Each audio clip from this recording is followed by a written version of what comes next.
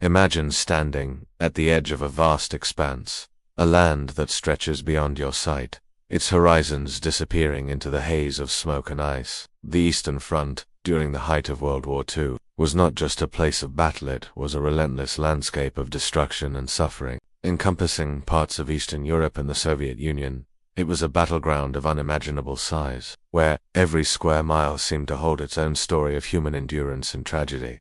The sheer scale of the conflict was staggering. The front spanned from the frozen forests of the Soviet Union to the scorched ruins of cities like Stalingrad and beyond. The climate, brutal and indifferent, played a decisive role in shaping the battle's narrative. Winter's grip on the region was absolute, with temperatures plunging well below freezing, creating conditions that could cripple even the hardiest of soldiers. The ground, once fertile, now lay buried beneath thick snow and ice, rendering mobility and even survival a daily struggle. In the dead of winter, the weather itself became a formidable opponent, one as dangerous as the opposing army. But the Eastern Front was not just about geography, it was about the fierce clash between two armies, each determined to secure their ideological future. For the Germans, it was the expansion of the Third Reich. For the Soviets, it was a battle to protect their homeland. This was a war of survival on the largest scale, with the most basic elements of human life, the need for food, warmth, and rest becoming rare luxuries. Yet, soldiers did not enter the front lines with the understanding that they would be stepping into a living hell. Most were young men, eager to serve their country, carrying the belief that war was about honor, glory, and patriotism. They imagined themselves as warriors, heroes fighting for something noble. But when they arrived at the Eastern Front, they were quickly disabused of these notions. The reality was a much darker, more painful story of constant fear, physical exhaustion, and the harshest living conditions imaginable. The hardships that soldiers endured on the Eastern Front were not confined to the ordinary challenges of war. They were exacerbated by the relentless conditions of the environment. Winter became their most feared adversary. The cold was merciless and inescapable. Soldiers huddled together for warmth, but no matter how many layers they wore, the freezing temperatures would seep through. Their boots became stiff with ice, their fingers and toes numb and sometimes frostbitten beyond repair. To walk was to suffer with every step. To sit was to ache with the cold that penetrated to their bones. But the cold was only one element of the suffering. The hunger that plagued them was just as debilitating. Often, soldiers went without food for days, subsisting on nothing more than stale bread or a handful of rations. The feeling of hunger gnawed at their stomachs, sapping their strength and turning them into hollow shells of the men they had been. The lack of food not only weakened their bodies, but also eroded their will to continue. Their bodies wasted away, and yet they were still forced to march, to fight, to endure. Disease was another constant threat on the Eastern Front. The unsanitary conditions of the trenches and the crowded, makeshift encampments left soldiers vulnerable to a host of illnesses. Dysentery, typhus, and malaria spread rapidly, claiming the lives of those who were already weakened by the cold and hunger. Medical supplies were scarce, and the few soldiers who managed to survive the initial battles were often crippled by disease, further diminishing their ranks. Soldiers developed a grim sense of acceptance about these conditions. Surviving was a matter of luck, not skill. They learned to adapt to the suffering, finding ways to shield themselves from the most immediate threats, but never escaping the constant threat of pain and death. Then, there was the psychological toll. Fear became a constant companion, and exhaustion turned the act of survival itself into an overwhelming burden. Many soldiers lost track of time, days blurred into one another, as the pressure of constant vigilance wore down their minds. Sleep deprivation meant that when they did finally rest, it was not a relief, but a fragmented escape. Nightmares haunted their sleep, and waking moments were filled with dread. The fear of death was always present, but it was the unknown that truly tortured the soldiers, the uncertainty of whether they would live to see the next day, whether their comrades would fall, and whether victory was even within reach. The psychological toll was just as devastating as the physical one. The endless noise of battle, the sight of fellow soldiers falling, and the destruction of cities and villages created a mental strain that was almost impossible to overcome. Soldiers began to break down mentally, and the emotional scars of war began to show in ways that were not immediately visible. Many found themselves disconnected, unable to engage with others, or with the purpose they had once believed in. The emotional exhaustion was often just as debilitating as the physical strain, leaving many soldiers with deep unspoken wounds. As we delve into the lives of the soldiers on the Eastern Front, we are not just recounting a historical event. We are taking a journey into the heart of human endurance and suffering. This segment is not just about recounting facts and figures, it is about immersing ourselves in the experience of those who fought, lived,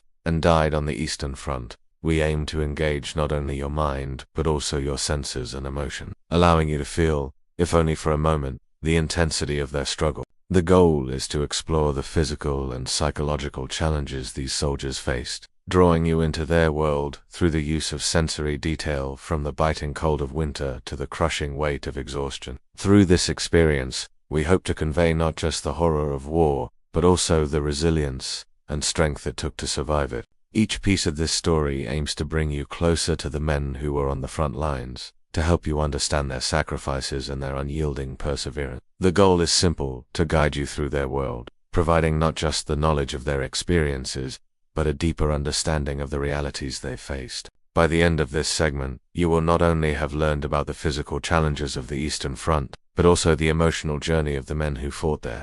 Imagine yourself waking in the early hours of a winter morning. Though time here is nearly meaningless, the sky is still dark, a sullen steel gray that offers no sense of dawn or dusk. You're not quite awake, not truly asleep either. You stir in a nest of frozen earth, your coat stiff with ice, your breath visible, slow, hanging in the still, heavy air. All around you, the world is silent, not peaceful, merely frozen into submission. The Eastern Front, stretching thousands of miles from the Baltic Sea in the north to the Black Sea in the south, is a place where the war never really stops, even when the guns are quiet. The ground beneath you is no longer ground. It is permafrost earth, frozen so deep and so hard that even shovels can barely make a dent. Fields that once grew wheat and rye are now blanketed in snow, so thick it muffles every sound. The few remaining trees are brittle with frost, branches cracked and hanging like the fingers of some dead thing, reaching toward a sky that offers no warmth, no hope.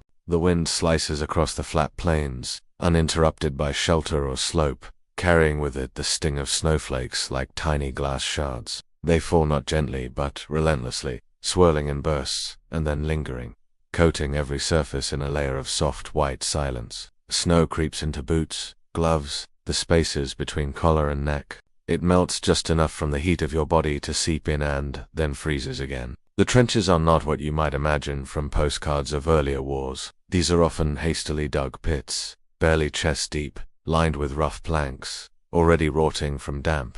There's no sense of stability here, no dry place to sleep. The walls slump, the bottom pools with icy water. Some men sleep standing, leaning against the frozen earth to keep their feet above the slush. More than any soldier on the other side of the line, it is cold that dominates your every thought. It is always there, invasive and silent, coiling around your bones. Cold settles into your joints, numbs your fingers, and makes your lungs ache with each breath. It freezes your clothes stiff and slick, so every movement feels slow, clumsy. Cold makes the simple act of tying a bootlace an impossible feat.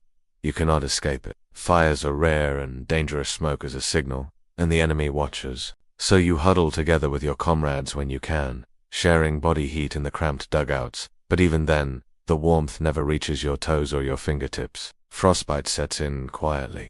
First, a tingling, then a silence in the skin. Eventually, color fades from flesh like memory from an old dream.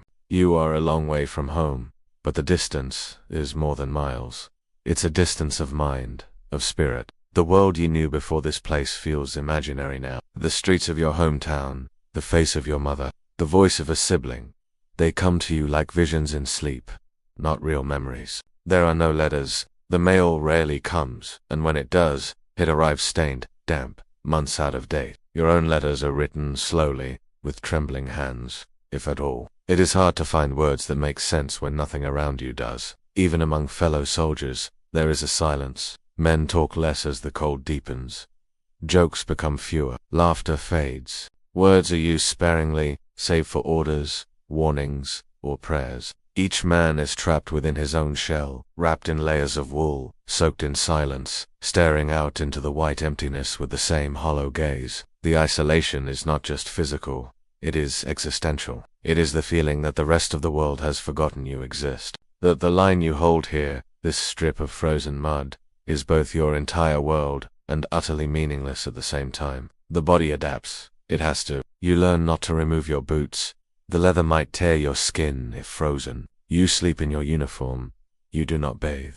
There is no change of clothes. Wet socks become your constant companion. When they dry, they're stiff and crusted with salt. When they're wet, they pull heat from your feet like leeches. Eating is difficult. Rations, when they arrive, are often frozen solid. Canned meat must be hacked open with knives. Water freezes in your canteen. You learn to suck on snow, though it dries your mouth and offers little satisfaction. Your stomach is rarely full. Your body is shrinking. The bones become more visible beneath the skin. The discomfort is endless. A dull ache rather than sharp pain. It isn't just the hunger or the cold, but the wearing down, like a rope, slowly fraying under strain. You are always tired, always alert, always waiting. When you do sleep, it is in fits, short intervals interrupted by gunfire, or the shift in the wind, or the sudden creak of a branch that might mean something more. You lie with your helmet pulled down over your face, your arms curled against your chest, your rifle within reach. Dreams are no better than waking. They replay memories of home that make waking harder, or they conjure strange visions. Landscapes of fire, of friends now gone, of silence deeper than the snow. And then morning comes, though it looks no different, just a slightly lighter shade of gray. Another day in the trench, another day in the cold, another day surviving. In this place, war is not measured by heroism or glory. It is measured in frostbite, in hunger, in silence. The Eastern Front was a place where even the weather became a weapon, and where survival itself became a kind of slow, relentless battle. As we move forward, we level shift from these freezing trenches to the fiery chaos of one of the most devastating urban battles in human history. The siege of But before we do, take one last breath here in the stillness of the snow and remember, sometimes the harshest enemy is not a man with a rifle, but the land beneath your feet and the sky above your head. The cold, it was not merely a weather condition. On the Eastern Front, it was a presence, silent, pervasive, and pitiless. It came not with storms or thunder, but with a slow, creeping certainty. It was not something to escape. It was something you learned to endure, hour after hour, day after day, until endurance itself became the only rhythm of life. Imagine the sensation of your fingers at first stinging with cold, like needles pressing against the flesh. Then a dull ache sets in. Not painful exactly, but deeply uncomfortable, like something beneath the skin has begun to stiffen. Eventually, there is no feeling at all, just a quiet numbness, as if your hands no longer belong to you. Soldiers often pulled off their boots at night, if they dared, only to discover that their socks were frozen to their feet. Skin came off with the wool, toes were blue, waxy, and sometimes entirely without sensation. A few brave men would whisper to each other in the dark about the creeping onset of frostbite, fearing the telltale signs. But most said nothing. If you could still move, you were considered lucky. The frost wasn't confined to extremities. It lived in the air you breathed. It entered the lungs with every inhale. A dry, metallic chill that left the chest aching and raw. Snowflakes would land on your cheeks and not melt, because your skin had lost the warmth to melt them. Your breath would freeze in the fibers of your scarf or collar, forming tiny icicles that scraped at your skin each time you turned your head. At night, when sleep came, if it came, it was often a trap. Many soldiers never woke up. They fell asleep cold and exhausted, and the warmth of unconsciousness tricked the body into stillness. In the morning, they were found, curled like children, their rifles still at their sides, their breath no longer rising. But perhaps even colder than the frost was the emptiness of the stomach. Hunger was not a sensation that came and went. It was a presence, a silent, gnawing creature that lived within the belly. In the early days of a campaign, there might have been canned meat, a bit of bread, maybe coffee if supplies were good. But as weeks turned into months, the rations grew fewer and the portions smaller. Soldiers learned to stretch a single piece of black bread across an entire day. They scraped cans clean with fingers or the edge of a knife, hoping for a smear of fat. They drank melted snow, even though it chilled them further. Hunger began to hollow them from the inside out. Cheeks sank, eyes dulled, their belts tightened by necessity, not choice. It wasn't just physical. The emotional weight of hunger was heavy. It changed the way men thought, the way they moved. It clouded the mind. It shortened tempers. It eroded dignity. Some men dreamed not of home or peace, but of soup, warm, thick, nourishing. A dream they would wake from, to the reality of snow and silence. Sometimes, food would arrive in erratic, thin supply. A shipment of dry crackers, a slab of frozen meat, too hard to chew. Men would gather around cookpots, not talking, not smiling, but simply watching steam rise from the pot, as if that sight alone could feed them. In extreme cases, soldiers resorted to boiling shoe leather, stripping bark from trees, digging for roots beneath the snow. Anything to silence the growling in their guts, even if only for an hour. When warmth and nourishment are stripped away, something more begins to unravel. The human spirit, so resilient, begins to wear thin. A man who once sang to his comrades might now sit in silence. Another who once wrote letters home stops bothering. Words begin to feel like luxuries, unnecessary when all your energy is spent just staying alive. You begin to measure others by their rations, not their smiles. You watch the smoke from another squad's fire and feel not camaraderie, but jealousy. Morality becomes blurred in the fog of desperation. And yet, even here, in these moments of bleakest suffering, small flashes of humanity survived. A soldier might share his last crust of bread with a friend. Someone might give up their gloves for another whose fingers had turned to pale. A song might still be hummed, softly, beneath a breath, carried on the frozen wind. But these were rare, flickering lights in a vast cold darkness. Cold and hunger were not just enemies on the Eastern Front. They were teachers of a cruel lesson. They taught soldiers what it meant to be reduced to need, to see one's limits tested not by bullets or bombs, but by nature itself. There was no victory in surviving the cold or the hunger, only continuation.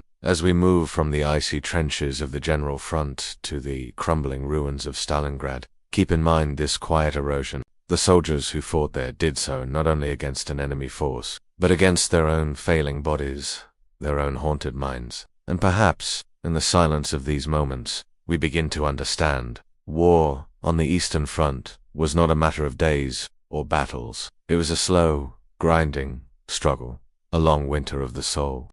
Imagine waking up before dawn, not to an alarm clock or sunlight slipping through your window, but to the sound of your own breath turning to frost. Your uniform stiff from freezing, dampness clings to your body like a second skin of ice. The wool is soaked, and overnight it has stiffened into brittle panels that crackle as you move. You try to flex your fingers. They feel distant, numb, as if they belong to someone else. On the Eastern Front, winter was not a season. It was a constant adversary. The landscape was impossibly vast open plains, stretching beyond the eye's reach. Forests cloaked in silence, villages reduced to skeletal frames of burnt timber. Snow blanketed everything in white, not in the gentle way you might remember from childhood, but in a suffocating, heavy silence. It dulled sound, blurred vision, and hid danger. Soldiers learned to read the world in new ways. A trail of melting snow might mean a mine beneath. A hollow crunch underfoot might hide a corpse, buried shallow. Even footsteps had to be calculated. Moving too quickly through the drifts could expose a man to frostbite. Standing still too long could be fatal. But the cold wasn't just in the air, it was in the bones. It crept into joints, tightened muscles, and froze exposed skin in minutes. Many soldiers had no gloves. Those who did often used them sparingly, taking them off to fire a weapon or adjust a strap. Each choice became a calculation of survival. Some nights, men would sleep huddled in small dugouts, packed like firewood in a stove, sharing warmth in silence. The walls would drip with condensation, then freeze over again. In the morning, some wouldn't wake up. They had frozen in their sleep. The hunger that hollowed men, then there was the hunger. It wasn't the kind of hunger that gnawed at your stomach between meals. It was deeper, quieter, and more consuming. It became a dull ache that settled in the chest, the head, the limbs. Soldiers walked through snowstorms with hollow eyes and empty bellies, their minds slipping into half-dreams of food, imagining warm kitchens. The smell of broth, the feeling of chewing bread without rationing each bite. Rations were inconsistent. At times, they were almost non-existent. A soldier might receive a small wedge of frozen meat, or a crust of rye, bread hard enough to crack a tooth. Some learned to melt snow to make soup. Others cooked rats or stray dogs. Sometimes they found moldy vegetables in abandoned cellars. Anything was a blessing. But the hunger wasn't just physical, it was spiritual. Hunger stripped away civility. It narrowed thoughts. Some men began hoarding scraps. Others stole from comrades, and some lost their sense of shame entirely, reduced to instinct, driven only by the need to survive one more hour. The trenches themselves offered little comfort. They were shallow, sometimes barely dug, often collapsing from frozen mud or heavy rain. In spring, they flooded. In winter, they iced over. They were always damp. Within them, soldiers lived like shadows. There were few fire smoke would give away position. There was no proper bedding, just straw, dirt, or packs used as pillows. Rats nested in the walls. Lice lived in their clothes. Dysentery spread like a slow plague. A soldier might pass the hours listening to the scurry of vermin, watching breath hang in the air, or feeling his body tremble not from fear, but from exhaustion and chill. Every bodily function became a challenge. There were no real latrines. Water was often snow melted in a tin cup, or rainwater gathered in puddles. Hygiene was impossible. In these conditions, even minor wounds became dangerous. A scrape could fester. A cut could become infected. There were no doctors nearby. Antibiotics were rare. Often, the sick were left behind, unable to march, too weak to fight. Many died not from bullets but from bacteria, exposure, or starvation. And then there was the shelling, not once a day, not once a week, but continuous. Some days it would come in waves, hour after hour of distant thunder and shaking earth. Other days, it would arrive in the quiet, unannounced, a high-pitched whistle, then fire, dirt, splinters, shrapnel. The shelling was not only a weapon, it was a test of mental and soldiers would lie in mud, hands over ears, teeth clenched, waiting for the blast to end. And when it did, they would brace again because it always returned. Sleep became a stranger. Even in still moments, men would startle awake. They dreamed of falling, of fire, of shadows moving. Some talked in their sleep. Others didn't sleep at all. The long hours created a different kind of fatigue, not just bodily exhaustion, but soul-deep weariness. Days blurred into one another. Some couldn't remember how long they'd been on the front. Some didn't care. Laughter, when it happened, sounded strange, forced, brittle. Conversations were clipped. Songs were rare. Hope was rationed more tightly than bread. Many soldiers felt themselves becoming something else, not quite human. They lost memories of home. They forgot faces. They thought only of cold, food, silence, and the next attack. Letters from home were a lifeline, but not all could read. Some had no one left to write. Others didn't know where their families had fled or if they still lived. A photo tucked into a breast pocket might be the only tether to the world before. A child smiling, a wife looking away shyly, a mother standing in front of a house that no longer existed. These images faded over time, creased, blurred by snow or sweat or blood. Faith, for some, was a comfort. For others, how do you pray in a frozen trench, knowing that across the field, someone is doing the same before pulling the trigger? To be a soldier on the Eastern Front was not just to endure battle. It was to survive the elements, the hunger, the silence, and the slow disappearance of self. It was to feel time stretch thin, to question meaning, to fear sleep as much as wake. And yet, they endured. Somehow, not all, but many, enough to tell the tale, to remind us that war is not only fought with weapons. On the Eastern Front, death was never a sudden intruder. It was a quiet, patient presence, always near, rarely seen, but always known. Soldiers did not fear death as a singular event, but rather as a pervasive atmosphere that surrounded them. It lurked in the shadows of burnt-out buildings, whispered beneath the wind that swept across the frozen plains, and settled deep into the bones during long, sleepless nights. There was no real safety, not even in sleep. No pause in the unease. The front lines offered no fixed enemy, no secure position. A man could sit down to eat his ration bread and never stand up again. A distant whistle might mark the incoming shell, or it might not. Sometimes there was no sound at all, only a sudden brightness, then silence. Death was in the air, thick and invisible, like smoke that never cleared. And yet, somehow, men continued to walk, to speak, to eat, and occasionally, to laugh. But laughter was different on the front. It was brittle. It snapped off sharply, never lingering. It was often followed by a long silence, one that didn't ask to be filled. Fear on the Eastern Front wasn't spoken aloud. Soldiers rarely admitted it, even to each other. To name it was to give it power. So it was expressed in small gestures, in the way a man avoided eye contact after a bombardment, in how someone clutched their rifle tighter when the sky turned gray, in the compulsive cleaning of a weapon that had already been polished that morning. They would joke about death, speak of it in metaphors. If I go home with all 10 fingers, I win the war, someone might say. If the soup's hot, it's a good day, said another. These were more than coping mechanisms, they were survival tactics. Emotional shields, language crafted to keep fear at a tolerable distance. As the war dragged on, many soldiers developed an inner algorithm, an invisible logic by which they calculated their chances of making it through the day. They learned to interpret sounds, smells, and silences with an almost animalistic instinct. A moment of calm, to quiet something's coming. Crows flying overhead, maybe a sign of fresh bodies nearby. A patch of earth recently turned, could be a mine. Even resting became a decision weighted with risk. Do you risk sleeping now, or do you wait for the barrage to pass? Do you share a blanket, or sleep alone in case of fire? These decisions were made, not with confidence, but with the resignation of people who knew that nothing guaranteed survival. And yet, amid all this, men survived. Not all, but many. And with survival came a strange sort of guilt. Survivor's guilt.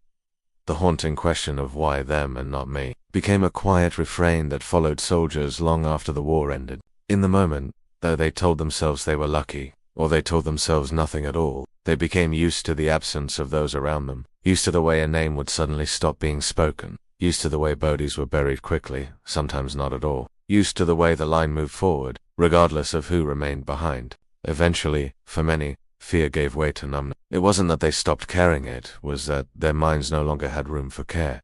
Emotions became distant things. A fallen comrade might elicit a nod, maybe a soft curse, but not tears. The tears came later, often years later, if at all. This numbness was a form of protection. It allowed the men to function in a place where functioning was an achievement in itself, to eat a cold potato while shells fell nearby, to write a letter with trembling hands, to comb ice from their beards. All of it was, in its own quiet way, an act of resistance. Now, imagine yourself among them. You are wrapped in a threadbare coat, your fingers stiff with cold, your breath fogging the air in slow, shallow bursts. The snow around you is stained with ash and earth. The horizon is empty, only a gray sky and the outline of scorched trees. Somewhere, far in the distance, the low thud of artillery hums like distant thunder. You sit still, not because you are calm, but because movement feels impossible. You think of home, but the image grows dim. You think of tomorrow, but it feels like fiction. You think only of now, the warmth of your rifle barrel, the rhythm of your breath, the hollow echo of your heartbeat in your ears. And this is what it meant to fear death on the Eastern Front, not as a scream, but as a silence. Not as an ending, but as a slow, constant companion. On the Eastern Front, the war was not just fought with bullets and artillery. It was fought minute by minute, under the crushing weight of physical exhaustion. To live even a single day as a soldier was to walk with pain, shoulder burden, and constantly navigate the slow decay of one's body. Imagine, if you will, awakening before dawn. The sky is still dark, icy, and silent, and the cold greets you like a weight pressing into your lungs. You slept in your boots, not by choice, but because unlacing them the night before might have meant waking up, unable to put them back on. The leather stiffened overnight, frozen solid. Your toes feel like they've vanished inside your socks, numb, possibly frostbitten. You don't know. You can't feel anything. You stretch, if only to keep circulation flowing. Muscles scream in protest. Your shoulders ache. A deep soreness that lives within the bone now. The rifle you sleep with, tucked beside your body for warmth and security, feels heavier each morning, as though it, too, carries the weight of the war. Soldiers carried everything they needed to survive.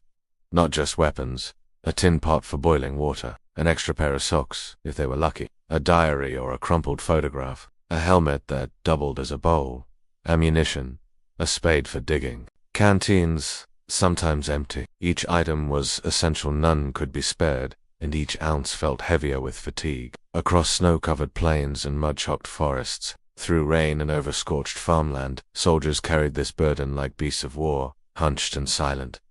Backpacks cut into shoulders, belts left deep grooves in the skin. The body adapted, but it never got easier. Although the Eastern Front is remembered for its brutal winters, the summer months brought an entirely different kind of suffering. In July and August, temperatures sometimes soared to unbearable heights. Imagine slogging through overgrown wheat fields in full uniform. The wool clings to your skin, drenched in sweat, chafing at the joints, armpits, groin, waist.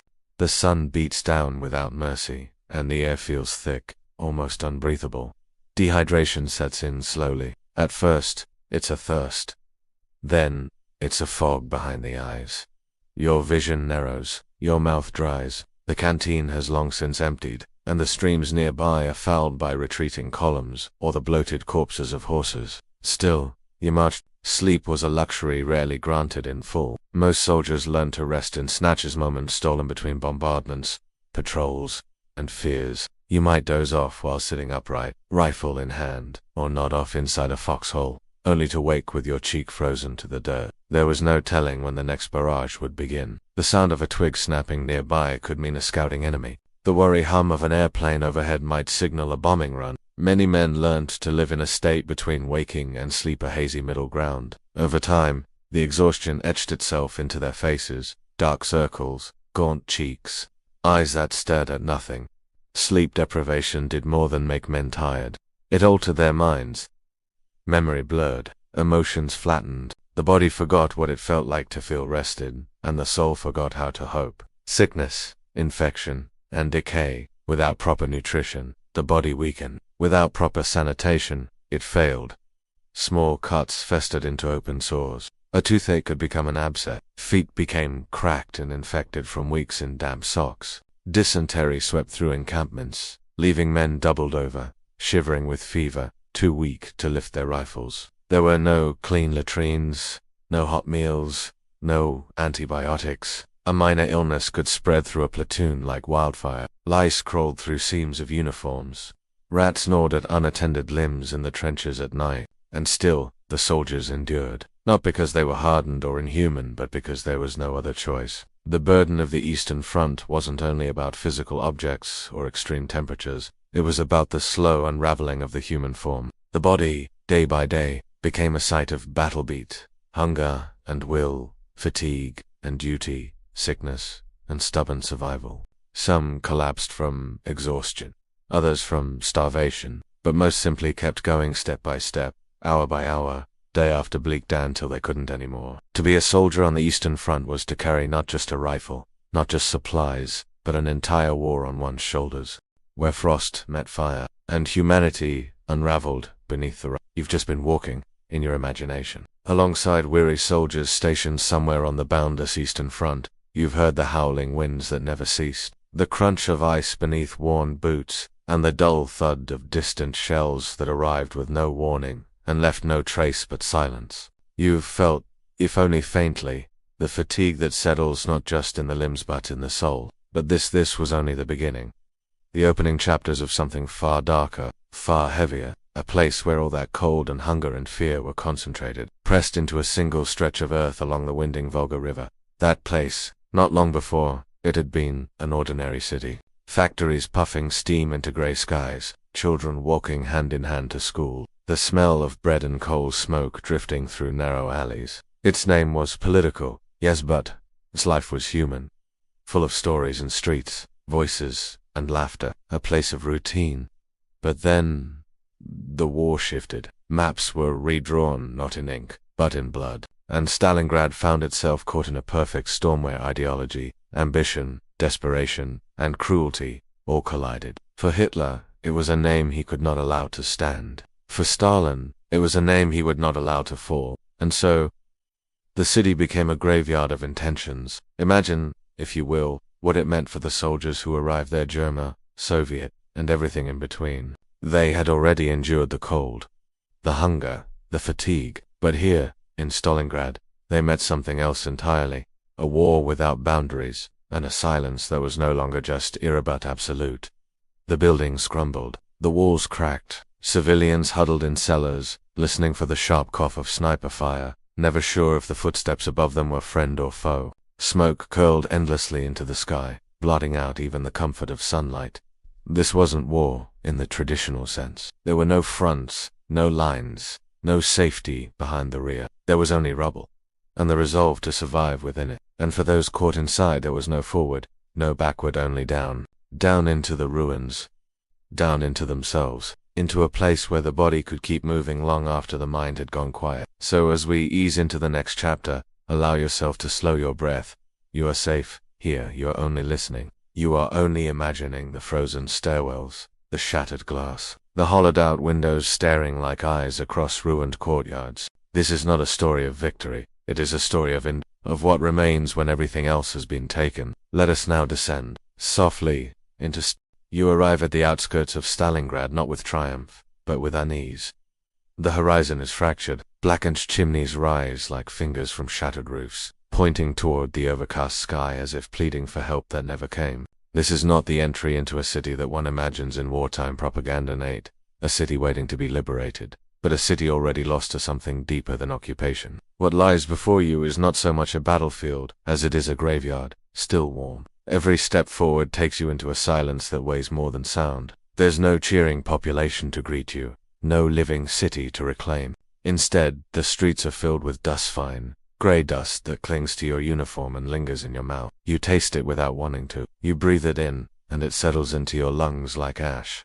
The city doesn't speak its sighs. A stray wind pushes past piles of rubble where once stood houses, where lives were lived quietly and with routine. There, near a half-buried door, you see what might have been a nursery once. A rusted prom, still upright, its wheels sunk into broken tile. Inside, there's nothing but dust and a torn rag that may once have been a blanket. Someone left in a hurry, or didn't get to leave at all. The snow underfoot is deceptive. From a distance, it smooths the city into soft curves and pale drifts, but as you step forward, your boots crunch through crusts of ice into jagged ruin beneath. Glass, metal, splintered wood. Beneath each gentle mound, the outline of something once whole: a bicycle, a broken cupboard, a tangle of steel and bone. The cold presses in not simply temperature, but a coldness of spirit. Even veterans, men who had fought through forests and plains, who had seen villages taken and retaken, felt it immediately. This was not like those other places. This was different. One soldier, years later, would recall stepping over the threshold of a ruined bakery. The smell of burnt flour lingered faintly, oddly sweet, mixed with the metallic scent of rusting beams. The walls were blackened, but still standing. In the back, shelves remained upright, though empty. There were no lows, no warmth from ovens, only silence and the memory of what used to be. That memory haunted more than the cold. It was not just that Stalingrad was destroyed, it was that its destruction was personal, intimate. You could see the outlines of lives interrupted, of breakfasts that would never be finished, of clothes left folded for a tomorrow that never came. And then, as you move deeper into the city, another layer emerges. From high above, echoing from unknown perches, come the sharp crack of sniper fire. The walls here are not just ruin, they are danger. Every window, every hole in the ceiling might be watching. The enemy is near, always near, but unseen. Artillery rumbles in the distance door, persistent, never quite reaching you, yet always there. Like distant thunder from a storm that refuses to leave, your comrades speak little. Their breath steams in the morning air. When they do speak, it's in hushed tones, as if raising voices might wake something buried. There is no room for bravado here. The bravest soldiers, some say, are the quieter. At night, the city becomes another kind of place entirely. Moonlight paints the rubble in shades of silver and gray. The shadows are longer, the silence deeper. Occasionally, the cry of a wounded man cuts through the dark, but no one dares move to help. Each sound could be bait. Each moment could be the last. And yet, even in this desolation, even here, there are signs of life. A kettle left on a stove, a pair of mittens resting on a stairwell, a half-finished letter, the ink smudged by ash. These are the first shocks of entering Stalingrad, not a sudden explosion, but a gradual unraveling. The realization that you are walking not just into war, but into a moment of history where the rules have changed, where destruction has become ordinary, where survival is no longer a matter of strength, but of quiet, patient, and as you lie down on a mattress of damp straw, beneath a ceiling that sags with cracked beams, you hear the city breathe again, groaning under the weight of war, whispering the stories of those who came before, and those who might not leave. By now, food is no longer sustenance, is a memory. Supply routes have been severe, factories stand silent, warehouses pillaged, convoys frozen in mud or rubble. Early on, soldiers shared stale bread and thin gruel. But, with winter's onset, even that diminished. Rations shrink to half slices of blackened crust. Flour is stretched with mashed roots. warmed by candlelight and caution. Meals are no longer meals, they are rituals of survival. Clothing is patched and worn forged, boots slosh in easy mud, socks fray, toes numb beneath layers of tattered cloth, jackets smell vaguely of coal and sweat. Laundry is impossible. Stains and soot settle into cloth, wool becomes stiff, threadbare, barely capable of retaining warmth. Hunger curves into the spine, empties the joints, muddles the mind. You realize you don't simply go without food, you become less of yourself in the absence of it. In the absence of fuel, warmth becomes sacred and rare. Soldiers scavenge scrap wood, cardboard, abandoned barrels, anything that might kindle a dull flame. A small stove in a fallen living room becomes a gathering point. Faces illuminated by flickering embers. The flame is fragile, extinguished by a step or gust of wind, yet fiercely guarded. Most nights, there is no fire. Soldiers curl into tight bundles, leaning on each other for warmth. Their breath rises in faint clouds. Bodies to chief and officers span rank lines for the sake of heat. Physical closeness becomes comfort. Yet, even in proximity, the cold seeps in. Toes tingle, then burn into numbness. Fingers stiffen. Sometimes hands turn blue before they're pulled back inward, flexed, warmed by the sun. At dawn's first week low, the cold doesn't pause. It lingers in sleep, in breath, in bones. In this broken world, kindness is hope. When one soldier secretly shares a small sliver of cheese, the gesture echoes in hushed gratitude. Or when another produces half a boiled potato, simple, quiet triumph. Warm water splashed over a tear-stained face becomes a fleeting pure. These acts are whispered, almost forbidden in their intimacy, but they mean everything. Each gesture is recorded in memory for wartime and beyond. Shed soup between trenches. A single orange peel passed from one weary hand to another. A smuggled letter sealed in a broken pencil lead, passed quietly at dawn. Each tiny gift becomes a silent protest against starvation, loss, and hopelessness. When hunger becomes prolonged, it shifts from body to mind. Thoughts fracture, concentration falters. Each day blends into the next. Soldier diaries mention dreams of feasts. Some awake chewing on phantom bread. Others describe hallucinations, fields of food beyond aiding, orchards heavy with fruit, kitchens warm and lit. Identity begins to blur with survival. Who am I when I no longer feel hunger or feel lonely yet? Asked one veteran. Survivor guilt knows accepting a ration feels undeserved. A rare piece of fruit becomes a moral dilemma. As well as physical comfort, you are lost. Yet friendships endure through shared body heat, shared stories, shared grief. The human spirit, though worn, floats on these fragmentary bonds. As you lie still now, let your mind inhabit this quiet tension, not as shock, but as stillness. Imagine the shiver of cold, the taste of meager broth, the warmth of another's breath in the darkness. Let your breathing follow the rhythm of survival. Inhale, exhales, tiddy, measured. Each breath reminds you, you are distant from this place. You are safe, but you can still bear witness. There is beauty even in famine, that of compassion, of solidarity, of small kindnesses made sacred. And in this recognition there is peace. A peace born not of plenty, but of careful. In most battles, there is space between armies, between shots, between death and survival. But in Stalingrad, distance collapses.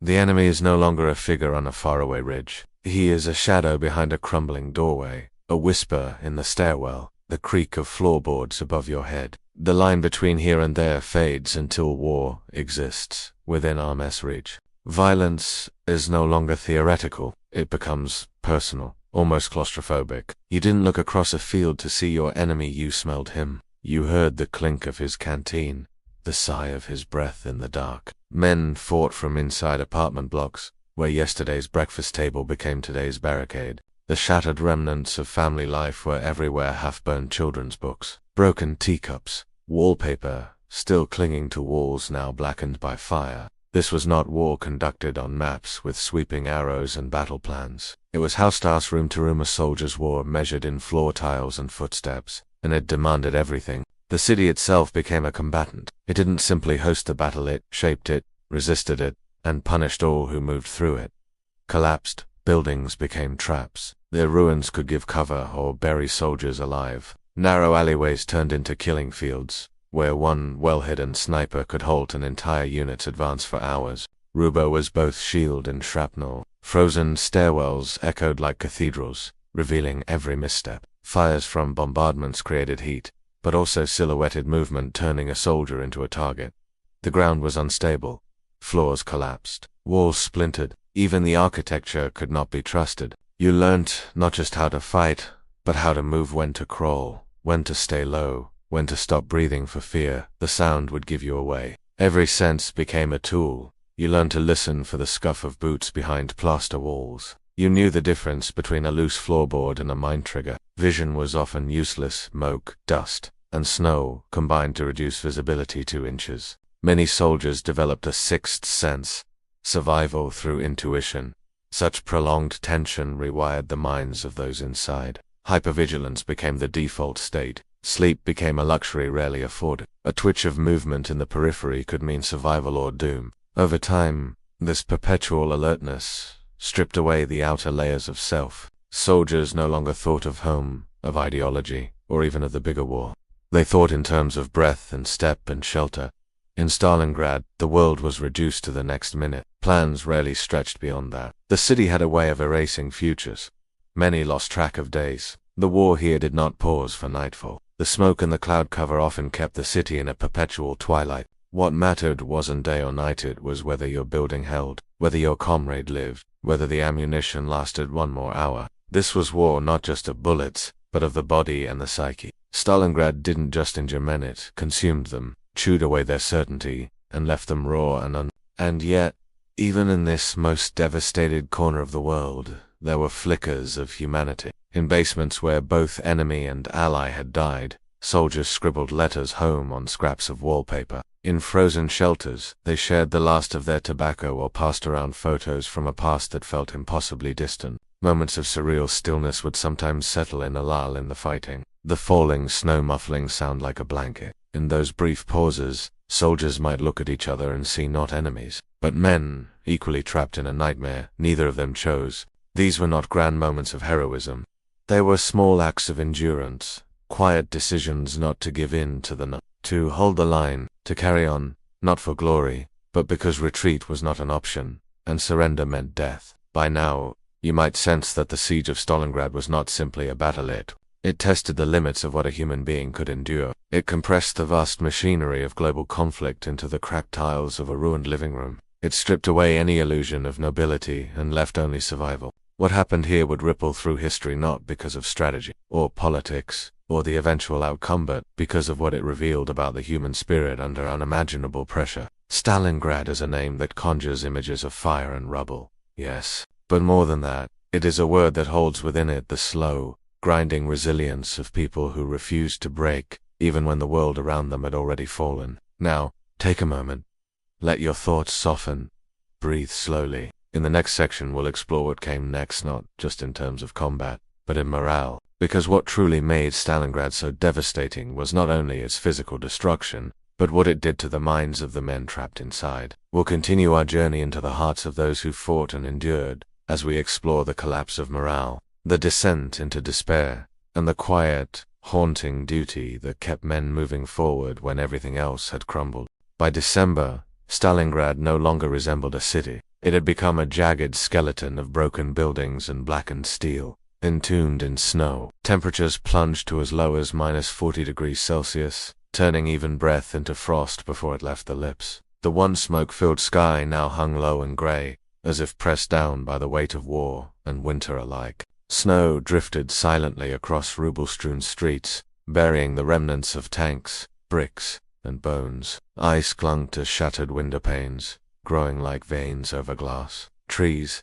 stripped of bark by shrapnel and flame, stood like ghosts, white, brittle, and dead. And, through it all, the wind moved, not like air, but like a blade, sharp, slicing, relentless. This was not simply weather, this was nature weaponized. The cold did not come and go, it remained, pervasive and unyielding. It froze rivers solid, seized machinery, cracked concrete. It did not care who fired the first shot or which side held the line. It punished all equally. For the soldiers trapped in this deep winter, the body became a battleground of its own. To dress each morning was to piece together survival from scraps. Coats scavenged from the dead, scarves unraveled from curtains, newspapers stuffed into boots, every layer a shield, however thin, against the invading cold. But still, it seeped in. At first, it was subtle. A tingling in the fingers, a tightness in the toes, then numbness, then pain, then silence again, as sensation vanished. Frostbite was a creeping inevitability. Skin turned white, then gray, then black. Some men awoke unable to move their fingers. Others realized too late that their feet had frozen while they slept. Gloves froze solid and stuck to rifles. Water rations turned to blocks of ice. Latrines were little more than holes in the ground, rimmed with frost. The act of relieving oneself became a risk. A moment spent exposed could cost fingers, toes, or worse. The cold did not just punish. It degraded. It made men slower, less able to think, less able to care. Reaction time dulled, as if every signal from the brain had to move through ice. In the stillness of night, sleep came not as rest, but as temptation. And if you succumbed, if you laid down for just a minute, you might never wake again. By December, sleep had become a rarity. The cold clawed through every hour. The body shook, even when still. Eyes refused to close, or closed only to be startled open by distant explosions, or the quiet creak of settling ruins. And when sleep came, it was no mercy. Dreams were vivid and cruel. Steaming baths, soft beds, mothers calling from warm kitchens. Some awoke in tears. Others, half asleep and half frozen, mistook the ruins for their childhood homes. They wandered, delirious, calling out to people who had long since died or disappeared. Hallucinations blurred the line between reality and memory. A pile of snow became a soldier. A twisted beam became a sentry. Some heard footsteps behind them that weren't there, voices just out of earshot. Others were convinced they had already dinned and were simply watching the war unfold from some other plane. These weren't just the effects of cold. They were the results of starvation, sleep, deprivation, trauma, and exposure. The human mind, under such pressure, bent and swayed. It grasped for comfort, even if it meant rewriting reality. And still, through all of this, the fighting continued. Strangely, in the moments between bombardments, there came stillness, not peace, but the eerie calm of shared suffering. Across the frozen wastelands, both sides fell into a quiet rhythm of survival. Movements slowed, voices dropped, guns jammed, engines stalled. War, momentarily, became background noise to the cold. In these silences, there were glimpses of humanity. A soldier from one side might spot a figure across the street, an enemy. Yes, but frozen, huddled, barely alive. And for a moment, there was no war between them, only frost. Some men began marking the days, not by military victories, but by signs of life: a loaf of bread delivered, a stove lit, a child found among rubble and taken to safety. Hope became measured not in victories, but in warmth. By the end of December, the freezing conditions had done what even constant shelling could not. They had broken the rhythm of battle. Ammunition froze, tanks stalled.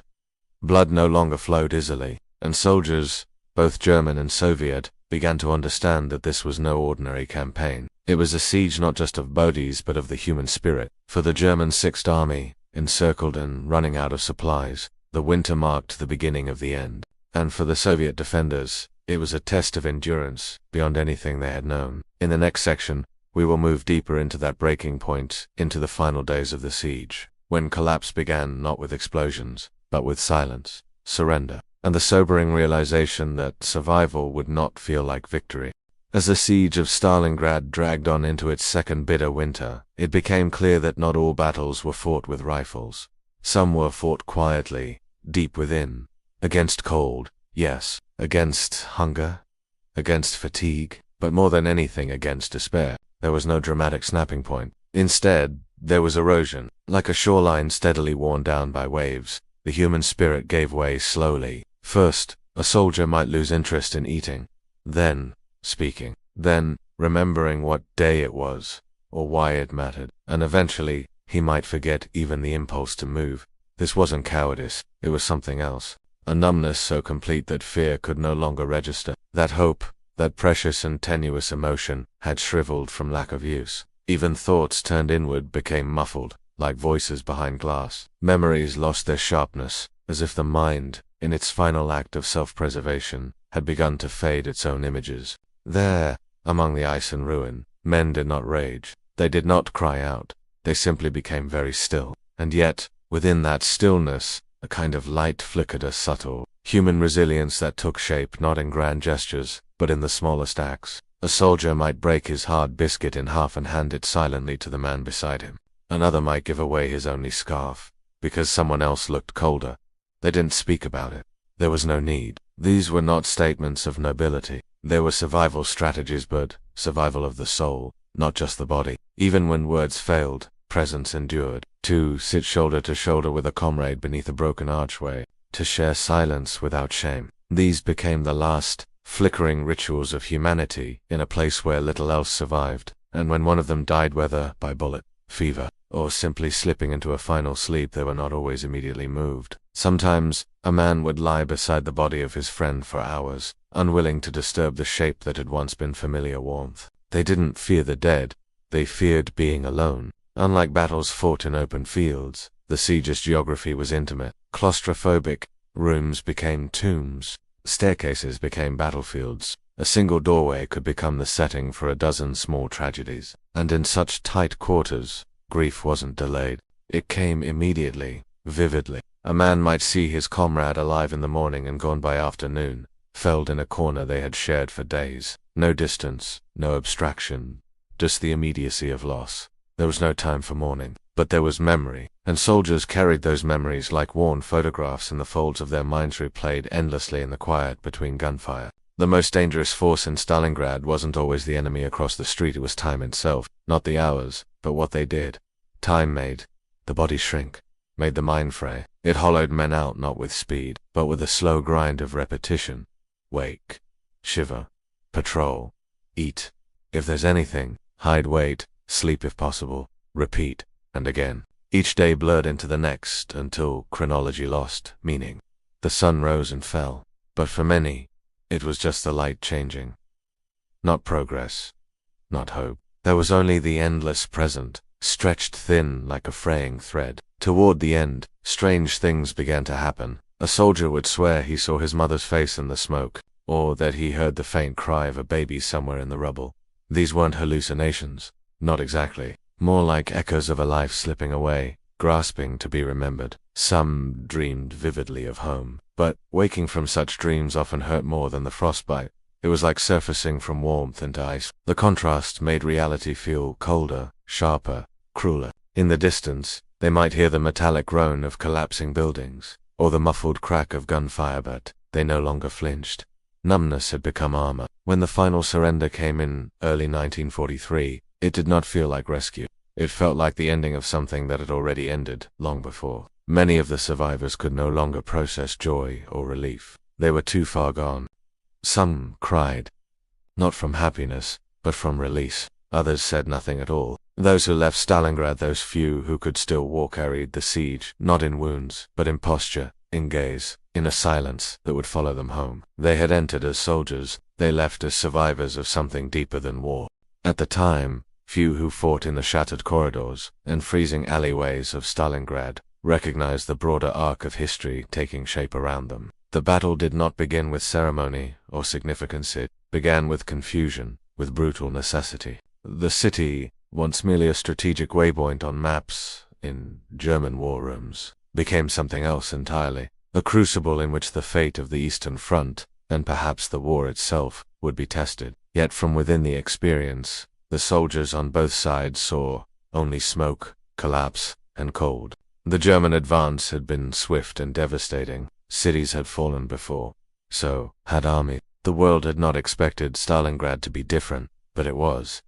This city did not collapse. It resisted, first by military order, and then by instinct. Its defenders fought, not only in the name of the state, but for the idea that some places simply cannot be allowed to fall. And in that moment, without any clear line, Stalingrad became more than a name. It became a symbol, a place where movement ended and endurance began. The word victory in Stalingrad carries a hollow echo. What was gained was not measured in miles, but in breaths taken inside frozen bunkers, in sips of melted snow, in the ability to hold one's position for another hour. Entire units vanished, supply lines withered, and still the city held.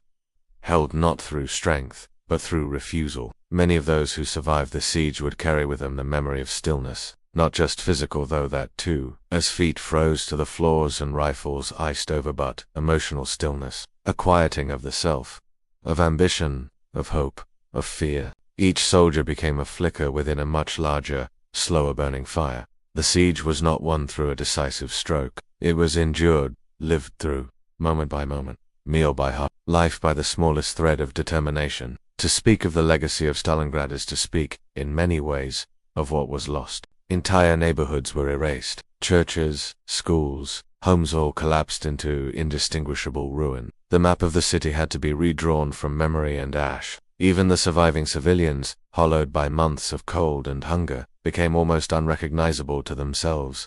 Children became old in weeks. Mothers became nurses, then mourners, and men, both defenders and invaders, often met the end of their purpose in a single collapsed stairwell or frozen street corner. Its legacy is quiet, etched into gravestones and remembered in silence. It was a reminder that resistance does not always roar. Sometimes it whispers, mutters, or clings.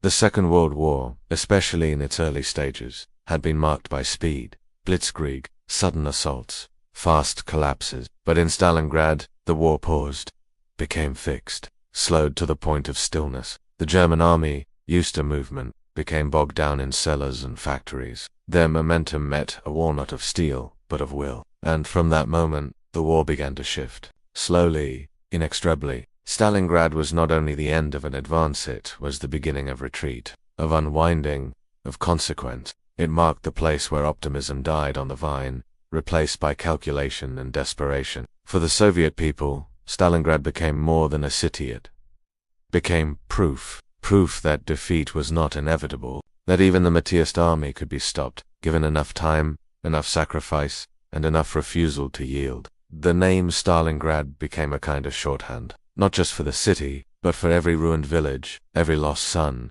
every winter endured under shellfire. It stood in for them all, a monument not just of brick or stone, but of meaning. And meaning, as the soldiers understood, was sometimes all that remained when everything else had been burned away. After the war, Stalingrad, later renamed Volgograd, was rebuilt from the ruins, but no construction could fully erase what had happened there. The ground itself seemed to remember. Memorials were raised, names were carved, yet the true monument was the absent, the things that had once been, and were no more. Trees that would never grow back, streets that would never echo the same voices, lives that would not return. But from that absence, a new identity grew, one rooted not in conquest, but in survival. As the winds blow slowly over the still waters of the Volga, the ruins of memory begin to fade. We step back now, not in haste, but in reverence. Stalingrad, in all its sorrow and strength, lingers behind us, and ahead, a colder place. Not a city, but a forest. Not a siege, but a silence. Let us drift now toward another war, often overshadowed, but no less bitter. The Winter War, between Finland and the Soviet Union, fought under skies full of snow and ground frozen deeper than belief. Close your eyes, if you wish. The trees are waiting, their branches heavy with frost. We will arrive soon. The battle for Stalingrad is over, but it does not end with a ceasefire. It does not end with silence. It ends with absence. The kind of absence that lingers in a room long after voices fall quiet. An emptiness that settles like soot, fine, pervasive, nearly impossible to brush away. Now, as you drift away from the smoldering outlines of that ruined city, take a moment to notice what's left behind. Rubble, yes. Bones, beneath stone. Half-burned letters stuffed in coat pockets. But beyond that, something less obvious. There is no memorial for what happened inside the bodies of the men who marched through those streets. No plaque for the damage that followed them home, unseen, unanswered, and slowly unfolding across time. Because war does not only end with the last shot fired. It continues, in quieter ways. For some, it continued in a limp that would never heal, in the sudden collapse of strength, in fevers that arrived without warning, in the strange bruises that took weeks to fade. For others, it continued in shadows in the rattle of lungs, in the ache of joints in the dead of winter. And still others felt nothing. Not yet, just a sense vague. As the Eastern Front faded into maps and treaties, another front emerged, silent, unseen, unmapped. The war inside the cells. A different kind of battlefield began to take shape, not in ruined cities or trenches, but in hospital corridors, research labs, and within the bodies of civilians and soldiers alike. Radiation, it has no scent, no sound, no smoke. It does not tear through walls. It slips past them. It left no ruins, no smoking buildings, but it left shadows on bones, left children with illnesses no one could name, left survivors asking questions that no one yet knew how to answer. So now, gently, we leave behind the broken stairwells and bloodied snow. We step away from the tanks locked in ice and the shells rusting in riverbeds, and we enter a quieter realm. A realm where history becomes mystery, where science begins to follow the trails that suffering leaves behind, where fear has no volume, but hums under the skin. In this next chapter, we explore not a city under siege, but a body. Not a battle between armies, but between life and the residual, invisible remnants of war. So, if your eyes are heavy, rest them. If your breath is soft, keep it slow. Let your thoughts float now, not through smoke, but through memory, through what the war did not destroy in one instant, but unraveled over decades. Let your breath slow, and imagine a forest not touched by footsteps for hours, maybe days. The snow lies thick and undisturbed across the pines. The lakes are silent, their surfaces caught in the deep, glassy stillness of winter. And beneath the sky, which glows soft and blue even at noon, a quiet people go about their lives stoking fires, boiling water, bundling wood in silence that is almost sacred. This is Finland in the last days of November, 1939.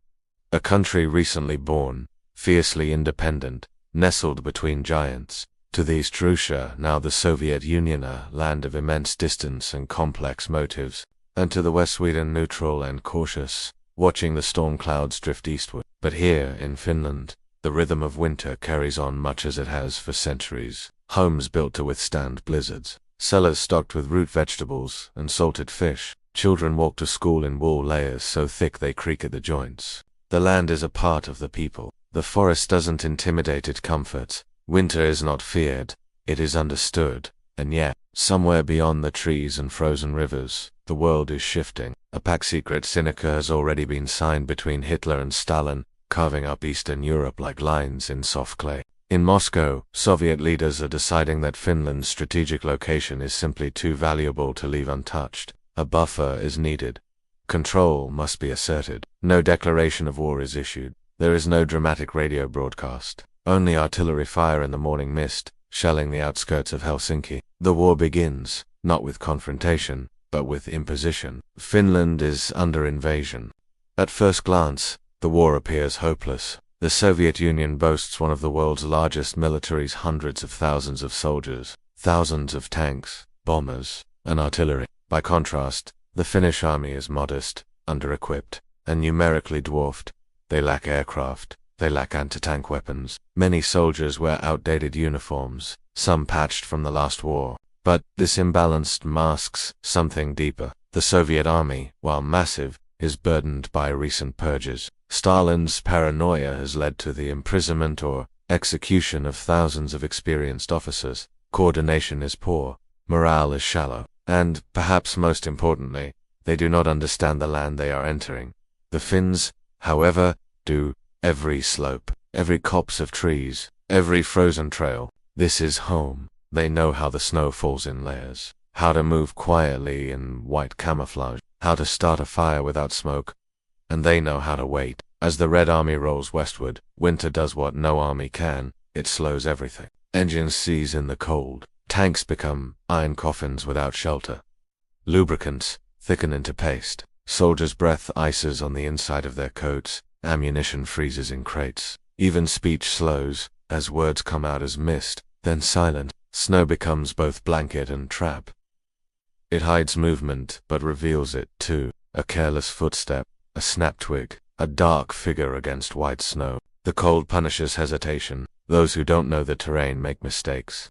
And in the forest, one mistake is often your last. And so the fighting becomes less a war of conquest, and more a war of endurance. The front lines stretch, not in neat rows, but in scattered encounters through tree lines, over iced rivers, beneath the skeletal hush of bare branches. The Soviets advance in long convoys tightly packed, rigidly ordered, vulnerable to what the Finns call marty tactic. A marty is a bundle of wood, stacked tightly for burning. the Finns begin to treat enemy columns the same way, isolating them into segments, cutting them off from support and wearing them down, not with overwhelming force, but with precision, knowledge, and patience. The skis of Finnish troops glide across snow too deep for boots. They move like shadows, striking quickly, then melting away. They know which rivers can be crossed. They know how to survive the cold. They are not trying to win a glorious victory. They are trying to outlast. What makes the Winter War so compelling, so quietly haunting, is not just its David versus Goliath nature. It is the paradox that in one of the world's coldest places, humanity burned fiercely. This war was not fought over ideology or empire in the traditional sense. It was survival, a test of resilience, of knowledge passed down through generations, of small fires lit under stars that glitter in the deep Finnish sky. And that's why, even decades later, historians return to it not just as a military event, but as a deeply human one, a conflict shaped not only by weapons, but by the texture of wall, the crunch of snow underfoot, the taste of cold metal on the tongue, the silence of a forest that both shelters and swallows. Let that quiet settle over you now. Picture a small group of men huddled in a pine clearing, fireless, sharing warmth beneath a threadbare blanket. Above them, the northern wind sighs through the trees, and beyond them, 100,000 soldiers move through snow that erases all tracks by morning. The Winter War has begun, not with a bang, but with a breath. And in the next section, we will follow the soldiers more closely, and see how their endurance, tested beyond measure, became a lesson not only in defense, but in the human capacity for adaptation. Let yourself imagine again the vast, endless white of the Finnish frontier in winter. The sky above is slate gray, suspended low and unblinking. No birdsong, no distant hum of traffic, only the stillness that arrives when snow muffles the very rhythm of life. This is not a battlefield shaped by human ambition. It is one carved by nature. And in this war, nature does not take sides yet, it chooses favorites. Temperatures dropped well below -40 degrees Celsius. At that point, the body doesn't shiver, it stalls. Fingers lose sensation in minutes. Breathing becomes effortful. Even the most basic tools become treacherous. A steel rifle kissed by bare skin becomes a brand of searing pain. Canteens freeze solid. Eyelashes clump together with frost. The cold wraps around a man not like a cloak, but like a weight settle, suffocating and unrelenting. For the Soviet soldier, poorly equipped and often wearing boots not meant for these extremes, the cold was not just discomfort, it was disintegration. Boots soaked through after one march, feet frostbitten before midday. Some soldiers froze to death mid. Their final posture, eerily a return image, burned into the memories of those who found them. And there were many. Engines refused to turn, trucks became coffins with wheels, gun mechanisms jammed, artillery became sculpture. Frostbite set in quietly. It didn't announce itself with drama, just a spreading numbness, until fingers turned waxy white, then black, and finally still. For the Finnish soldiers, this same land was no less cruel, but it was familiar. They wore layered wool, with homemade mittens and sheepskin boots. White camouflage cloaks turned them into phantoms against the drifts, and they moved not by marching, but by gliding. Skis allowed them to move swiftly, silently, in and out of forests, around columns, across frozen lakes. Their tactics were adapted to the land. Fires were forbidden during operations, so they cooked without flame. Their tents were insulated with snow, not warmed with wood, and their rifles were kept inside coats, close to the chest, so frost wouldn't seize the bolts. They didn't challenge the cold, they partnered with it. This war had no great roar, no massive engines tearing up cities. Instead it was quiet, and in that silence, the cold became a kind of sound, the pop of expanding ice, the sharp crack of tree limbs underway, the crunch of snow under a single boot. For Soviet troops unfamiliar with this land, every sound became a threat. The swish of skis just beyond the trees, the clatter of a metal buckle betrayed by cold fingers, the whisper of breath frozen in the air. It was a psychological warfare few were prepared for. The silence didn't soothe, it loomed. It made the imagination run wild. It turned shadows into sound. It hollowed out the courage of even seasoned fighters. One by one, soldiers began to change. First in posture, shoulders sagging, knees failing to rise high enough from snow. Then in expression, eyes dulling, faces blank, not from fear, but from frost. Eventually, even language faded. Conversations dwindled to gestures. Orders were delivered not by command, but by glance. In the Soviet camps, camaraderie faltered under the weight of cold. There was no energy to joke, no warmth left for morale. Even the process of burying the dead, once a ritual of respect, became a struggle for those too weak to lift shovels through the ice. The land absorbed the fallen quietly, and the lines of marching men thinned each night not from bullets, but from the long reach of winter's hand. For the Finns, the cold did not show favoritism. It remained harsh and impartial. They, too, suffered, but their suffering was layered with experience. Ski patrols moved only when wind conditions favored them. Rest was taken in shifts. Bodies pressed together for warmth, and in their silence, they found focus. Many Finnish soldiers were hunters, loggers, and farmers before the war. Their relationship to the land was not romantic, it was respectful. They knew which rivers could be crossed, which snow held weight, which trees snapped first in the wind. The Soviet army measured strength in tanks and battalions. The Finns measured it in endurance. This was not war as glorified in textbooks. There were no grand speeches, no dramatic charges, just days spent standing still, rifles ready, breath caught in scarves. Just nights spent waiting, listening, and hoping your shelter wouldn't collapse under snowfall. And yet, the will to endure remained. For the Soviet troops, each morning was a new challenge, not just against the enemy but against the cold, the fatigue, the demoralizing weight of the endless white. For the Finns, each day was survival and defense of a home they understood better than any map could show. Let this quiet war settle into your thoughts now. Imagine the snow, how it softened every gunshot, how it swallowed footsteps, how it turned the dead into still shapes, frozen myth. Imagine the frost, so fine, it glimmered like powdered glass across pine boughs, and the soldiers, not heroes or villains, just men shaped by the silence, narrowed by the cold. As you drift, remember, in some wars, the fiercest weapon is not fire or metal but winter, and in some battles, the greatest victory is simply not to be broken.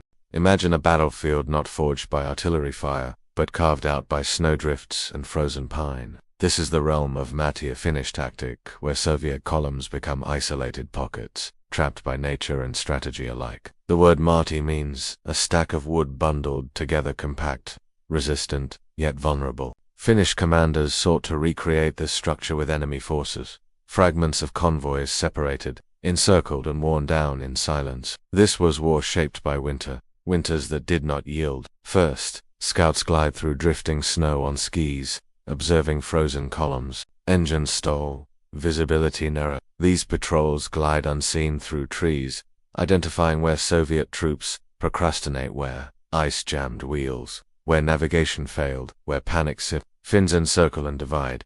The long Soviet road becomes disconnected units, each pocketed by forest. The cold isolates them further. Supplies stop moving. Paths vanish under snow. Drivers awaken to stagnant engines and empty skies. The land becomes both prison and silence. Inside the Marti pockets, time distorts. Fires are forbidden, for fear of revealing positions. Supplies freeze solid. Pneumatic doubt seeps into minds as sharply as frost into flesh. Men drift into psychoses born of waiting. Letters are found, frozen mid-sentence. Help, no food. Cold too deep. Their ink bleeds into paper that flakes in your touch, a testament to minds unraveled by exposure. When the moment is right, Finns strike without warning. Under dusk or frost-heavy dawn, small groups slip through the gloom. A bottle flares mulatto foil, fated to ignite gloom into flame. Engines flare, then die. Oil hiss deathly metal groans in surrender. The Soviet convoy, now motionless, becomes firelights, silhouette, and target. There is no cry, only the sizzle of flame, and a slow retreat into quiet. No heroic charges, no orchestra of battle, just controlled precision. Winter fights beside the Finns, attrition as weapon. Supplies freeze more than consume, bodies weaken, morale shatters. Psychological, where isolation, uncertainty, fear of exposure gnaw at the soul. Environmental concealment, snow muffles, noise, trees, cage movement. Edges are hidden, even in daylight. Every glance from a guard risks betrayal from the forest. Slowly, the pocketed forces shrink not by bullets, but by stillness. Small triumphs, quiet triumphs. Finnish success is whispered. A convoy lies frozen. Snow shifts. A branch snaps. Flames flicker once, and then silence. Victory is measured not in cheers, but in movement and in stillness that follows. The forest breeze. Soldiers learn to read it. A snowfall releases pressure. A single crack announces passage. Skis brush branches in rhythm. Gas lines fizz under a makeshift flashlight. Every gesture is deliberate. There is no chaos, only patience. Even small victories bear cost.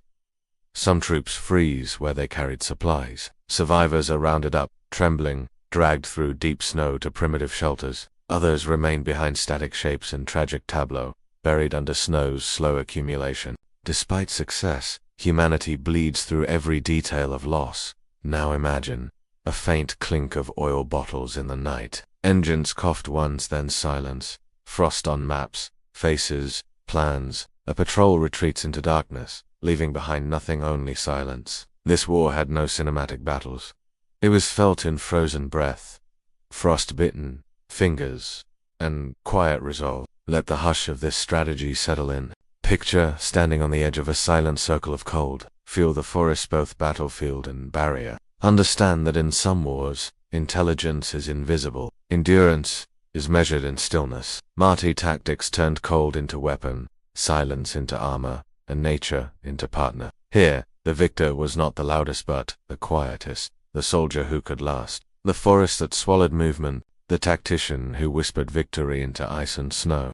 Envision a battlefield held not by bombs or guns, but by snow and silence. Finland, though compelled to surrender land, managed to preserve something greater: moral triumph wrought through endurance. There were no victorious parades, no grand bands celebrating success. Instead, the Soviets withdrew in columns shrouded in grey dusk, engines cold, helmets half buried under drifted snow, their gear scattered like forgotten remnants, boots frozen mid, rifles slumping against trees coated in frost. A hush of surrender whispered in ice. It is in these silent ruins that Finland's quiet strength is revealed. It did not conquer by force, but refused to break. Echoes left behind. Find yourself brushing away snow to reveal a frost-sealed notebook. A Soviet youth once wrote his verses beside a dwindling fire. His handwriting trembles across brittle pages.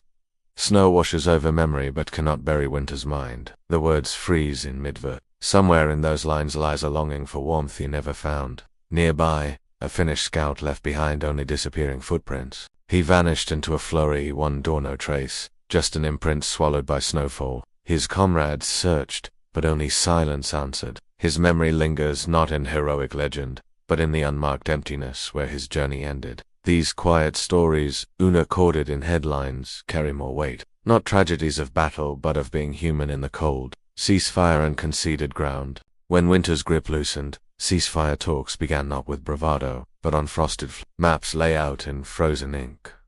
Lines drawn, lands surrendered. On paper, Finland yielded territory.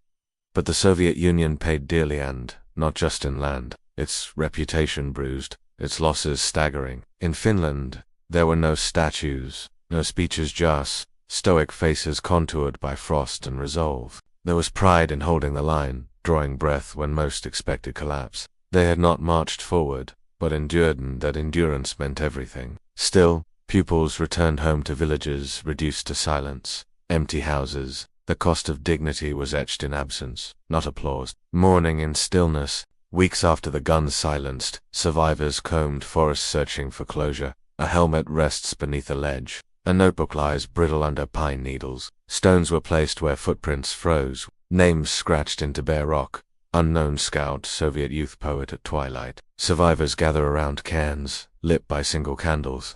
The flame lights pale faces, casting long shadow silhouettes of enduring grief. There is no consolation, just quiet commemoration.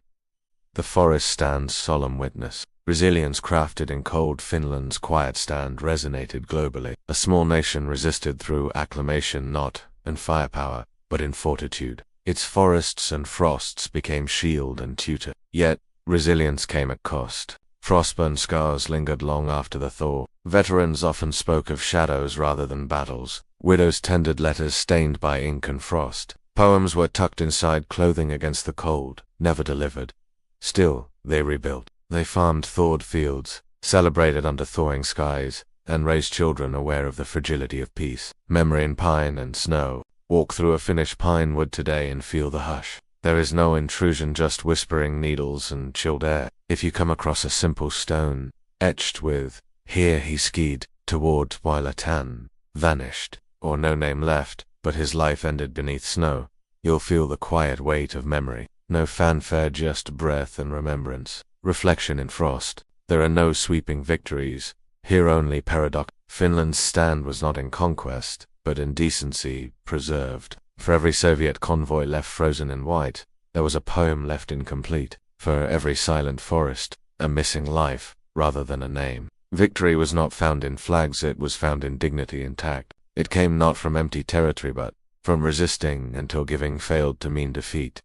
Strange and silent but real. Picture the forest darkening at dusk, snowflakes settling over abandoned gear. Imagine snow-touched letters stiff with ink, a notebook closed amid. Each item carries weight not of triumph, but of survival. Here are triumphs live in the spaces between loss, silent deaths echoing cold indifference, and yet, from this stillness, Finland's legacy grew not in noise, but in unyielding stillness. The war ended not with a roar, but with a hush. After 105 days of bitter resistance, Finland and the Soviet Union signed a Moscow Peace Treaty in March 1940. The fighting stopped. The rifles fell silent. The wind returned to the pines.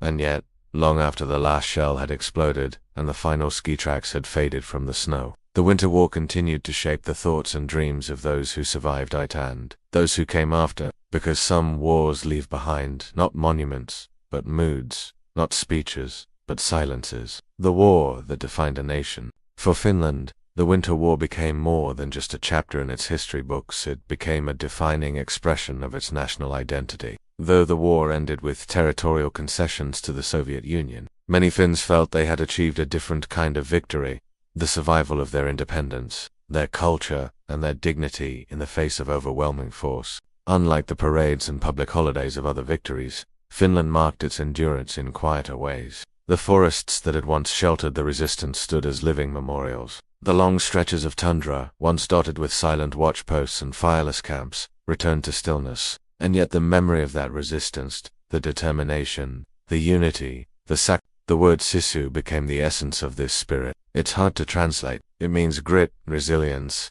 a calm refusal to give up even when logic says you should. It means biting into frozen bread without complaint, standing watch in -30°C wind with nothing but a wool blanket. Writing a love letter in a snow cave by candlelight. Sisu is not bravado. It is not loud. It is the strength to endure quietly and to keep going. The Winter War continues to puzzle historians and military analysts. How did a small country with limited equipment and no powerful allies resist the might of the Red Army? How did young men on skis with homemade weapons hold back columns of tanks? How did soldiers who went without fires, without air cover, without adequate rations, even without winter boots, manage to maintain lines, conduct ambushes, and hold terrain? There are tactical answers. Of course, Finland's troops knew the terrain intimately. They used guerrilla strategies, disrupted supply lines, and fought in dispersed units that could appear and disappear like snow flurries in the wind. Their movements were coordinated not through radios, but by deep familiarity with one another, a kind of instinctual cohesion built from growing up together in the same wild landscape. And yet, even with those answers, the success still feels improbable. The Soviets suffered massive losses, not only from battle but from exposure. Thousands froze to death without ever seeing the enemy. Columns were lost in forests they could not navigate. Equipment broke down, became buried in snow, or was abandoned as frost overcame machines and men alike.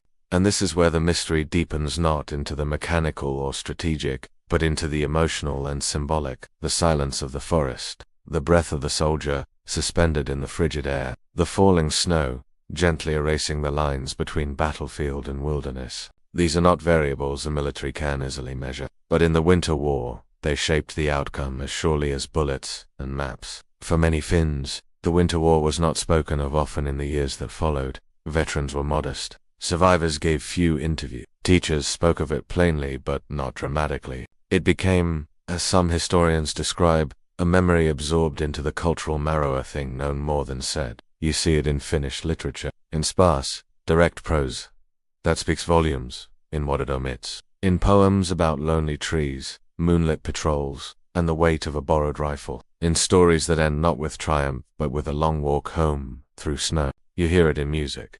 Minor chords, echoing choral pieces, the soft thump of reindeer, high drums, in lullabies that remember too much to ever be fully restful. You feel it in how Finns treat their forests not just as scenery, but as sanctuaries, places where peace once hid, places where war once crept. Perhaps the most lasting symbol of the Winter War is snow itself. Not because it was merely cold, or pretty, or treacherous, but because snow is silent.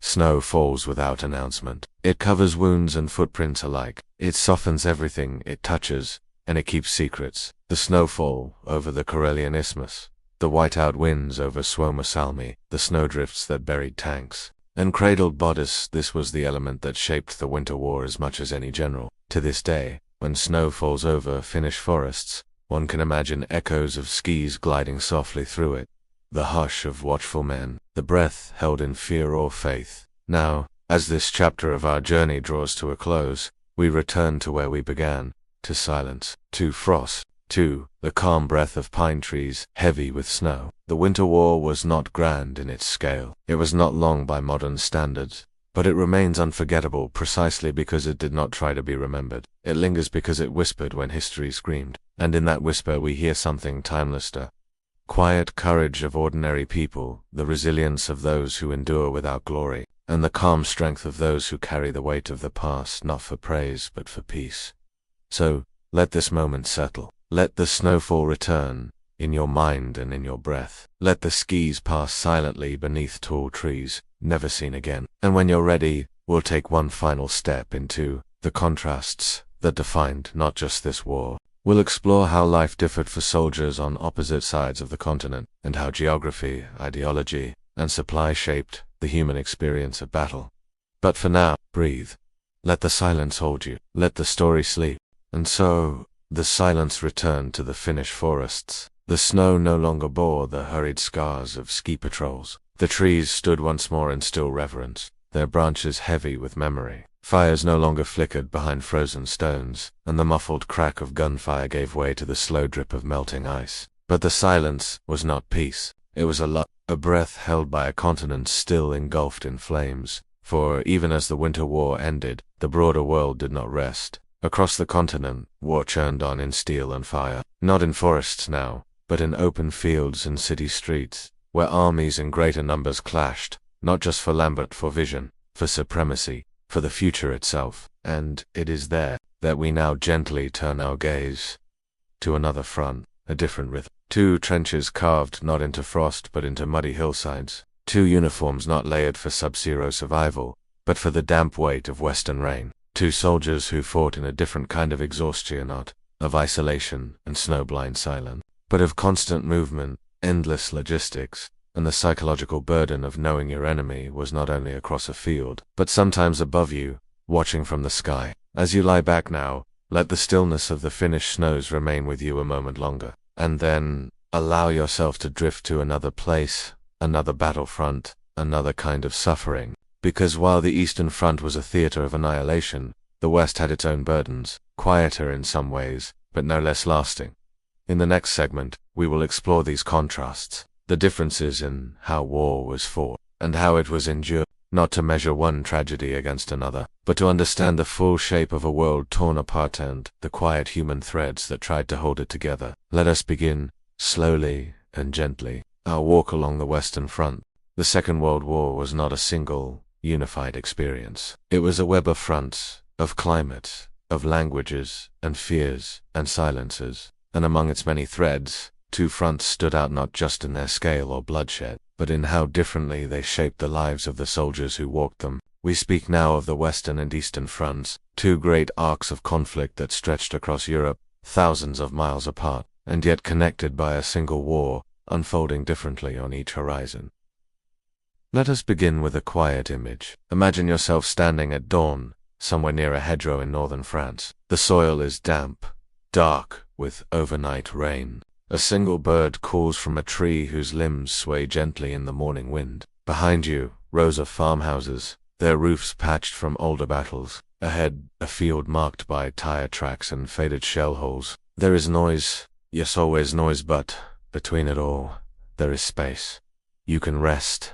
You can write home. You might even share a cigarette with a passing comrade, hear a laugh, or smell fresh bread in a village, newly liberated. Now close your eyes and shift the scene. Open them again, not in France, but in the depths of Ukraine, or the forests beyond Smolensk. It is winter, and there is no hedge, no bird call, no roads in any direction, only the vast, unblinking white of snow, stained with the soot of recent fighting. The trees here are silent. The sky is empty, and the cold presses against your ribs like iron.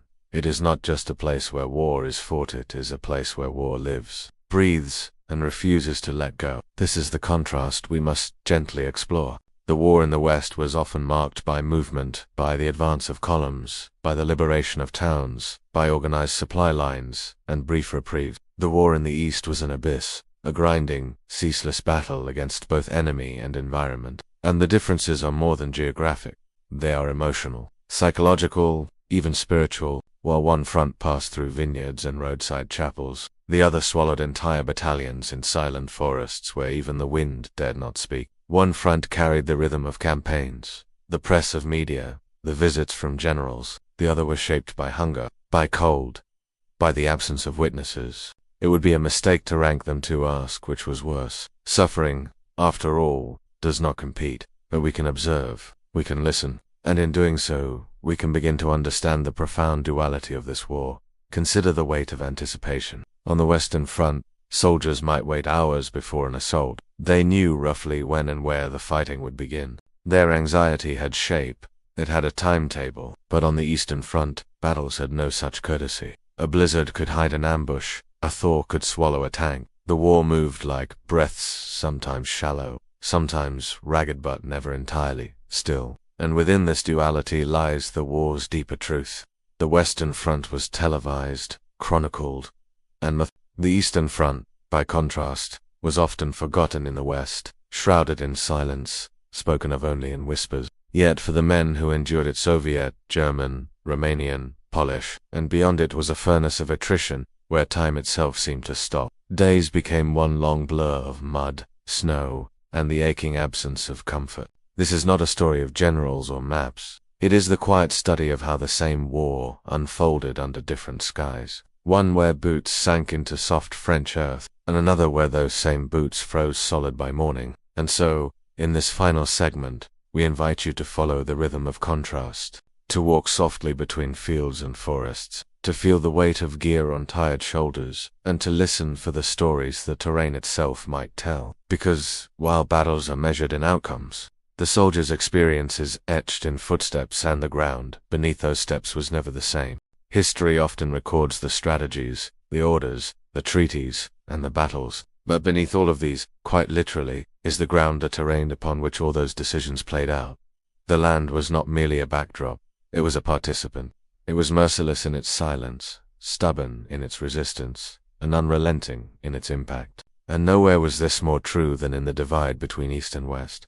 Let us gently trace the contours of two very different worlds, both theaters of the same war, both etched into the memories of those who marched, fought, and slept upon them. Imagine stepping into a landscape so wide, so flat, that the horizon disappears in a blur of cold mist. The air is heavy with frost. The ground beneath your boots is hard, unforgiving, layered with permafrost, or liquefied into sucking mud depending on the season. This is the Eastern Front. It stretched across thousands of kilometers, vast, featureless, and perilously exposed. There were no protective hills, no friendly tree lines that ran parallel to your path. Just open plains, endless snowfields in winter, blinding sun and thick dust in summer, forests so silent they felt like cathedrals, and yet every rustling branch held the possibility of ambush.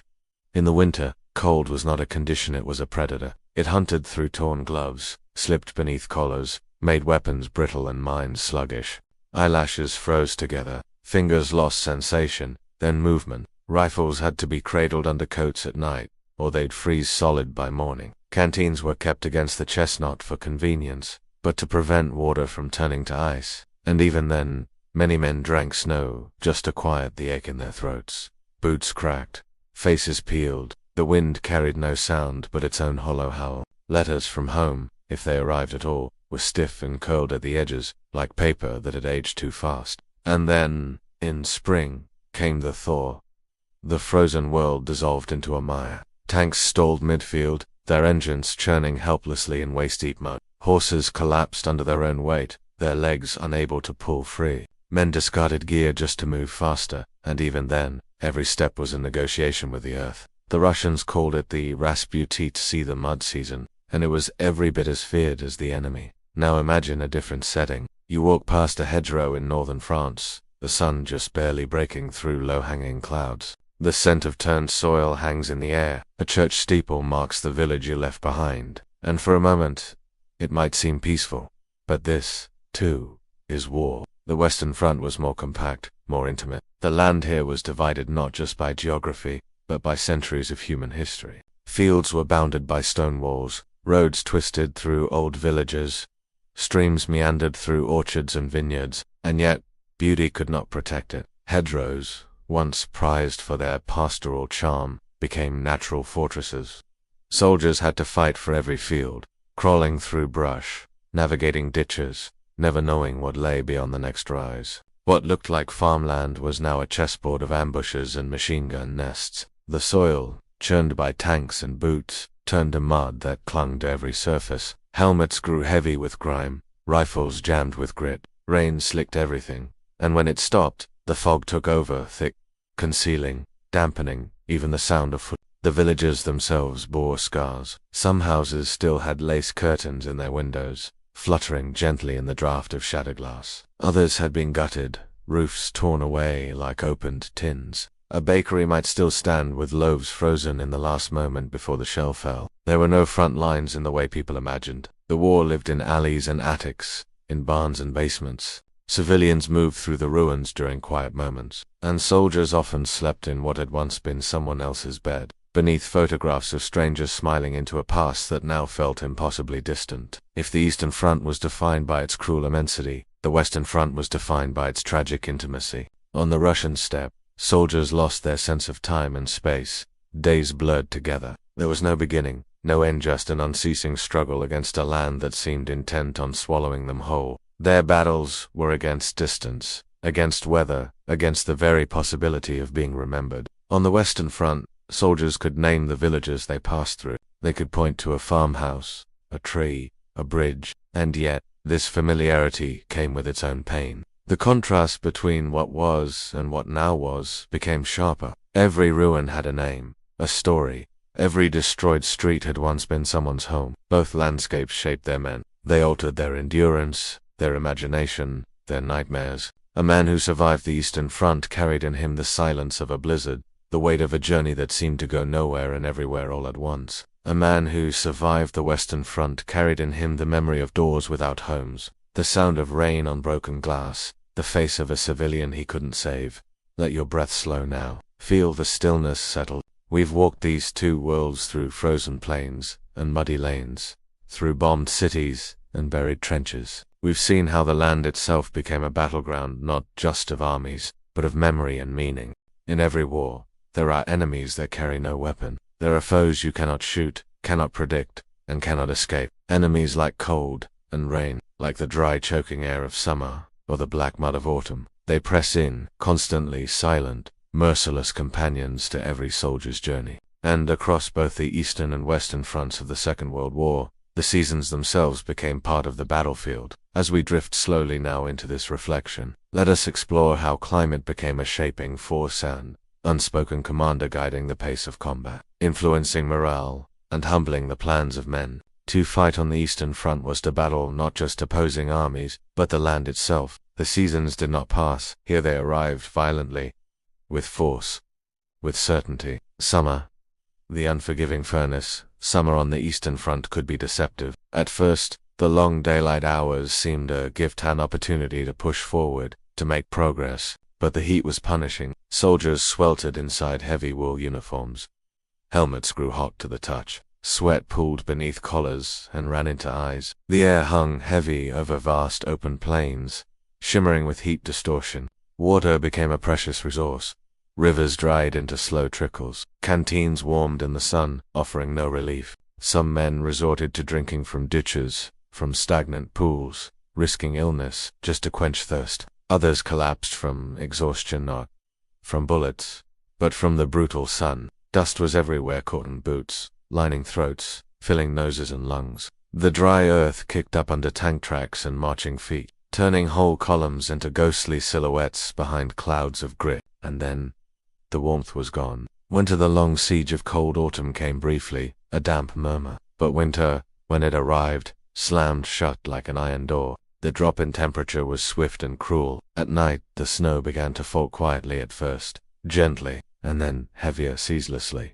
Soon, the landscape was transformed into an endless, pale desert. Men woke to find their boots frozen stiff. Water in their canteens turned to ice. Even rifles refused to cooperate. Frozen bolts, brittle parts. Engines failed. Oil turned to sludge. Frostbite was more than a hazard. It was a constant threat. Fingers numbed until they could no longer grasp. Toes turned blue and black. Frost crept across exposed cheeks like a slow-burning fire. But unlike fire, there was no warmth, only the slow, creeping theft of sensation. Some soldiers perished overnight, curled in makeshift shelters, never to wake. Others were found standing, rifles in hand, frozen where they stood. And yet, battles continued. They moved slowly, painfully through the snow. Some units resorted to burning parts of abandoned buildings to keep warm, or pulling frost-covered blankets over wet clothing in desperate attempts to insulate. At such temperatures, thought itself began to falter, judgment dulled, movement slowed. The cold didn't just steal life, it stole clarity, morale, and sometimes even memory. Compared to the Eastern Front's brutal extremes, the Western Front's climate was more temperate, but no less cruel. Here, it was not the sudden plunge of ice, but the steady, suffocating wetness that defined a soldier's daily life. Rain, always rain, from the hedgerows of Normandy to the fields of Belgium.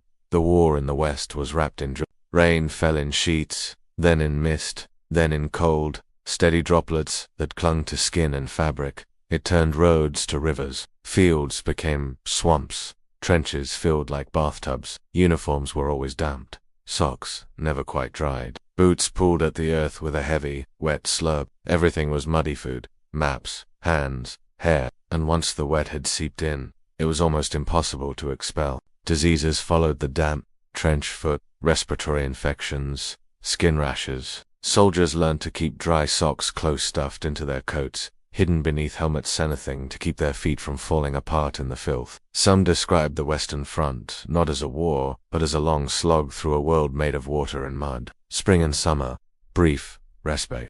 There were days, of course, when the clouds parted. Spring brought with it a rare softness. Wildflowers dotted the edges of roads.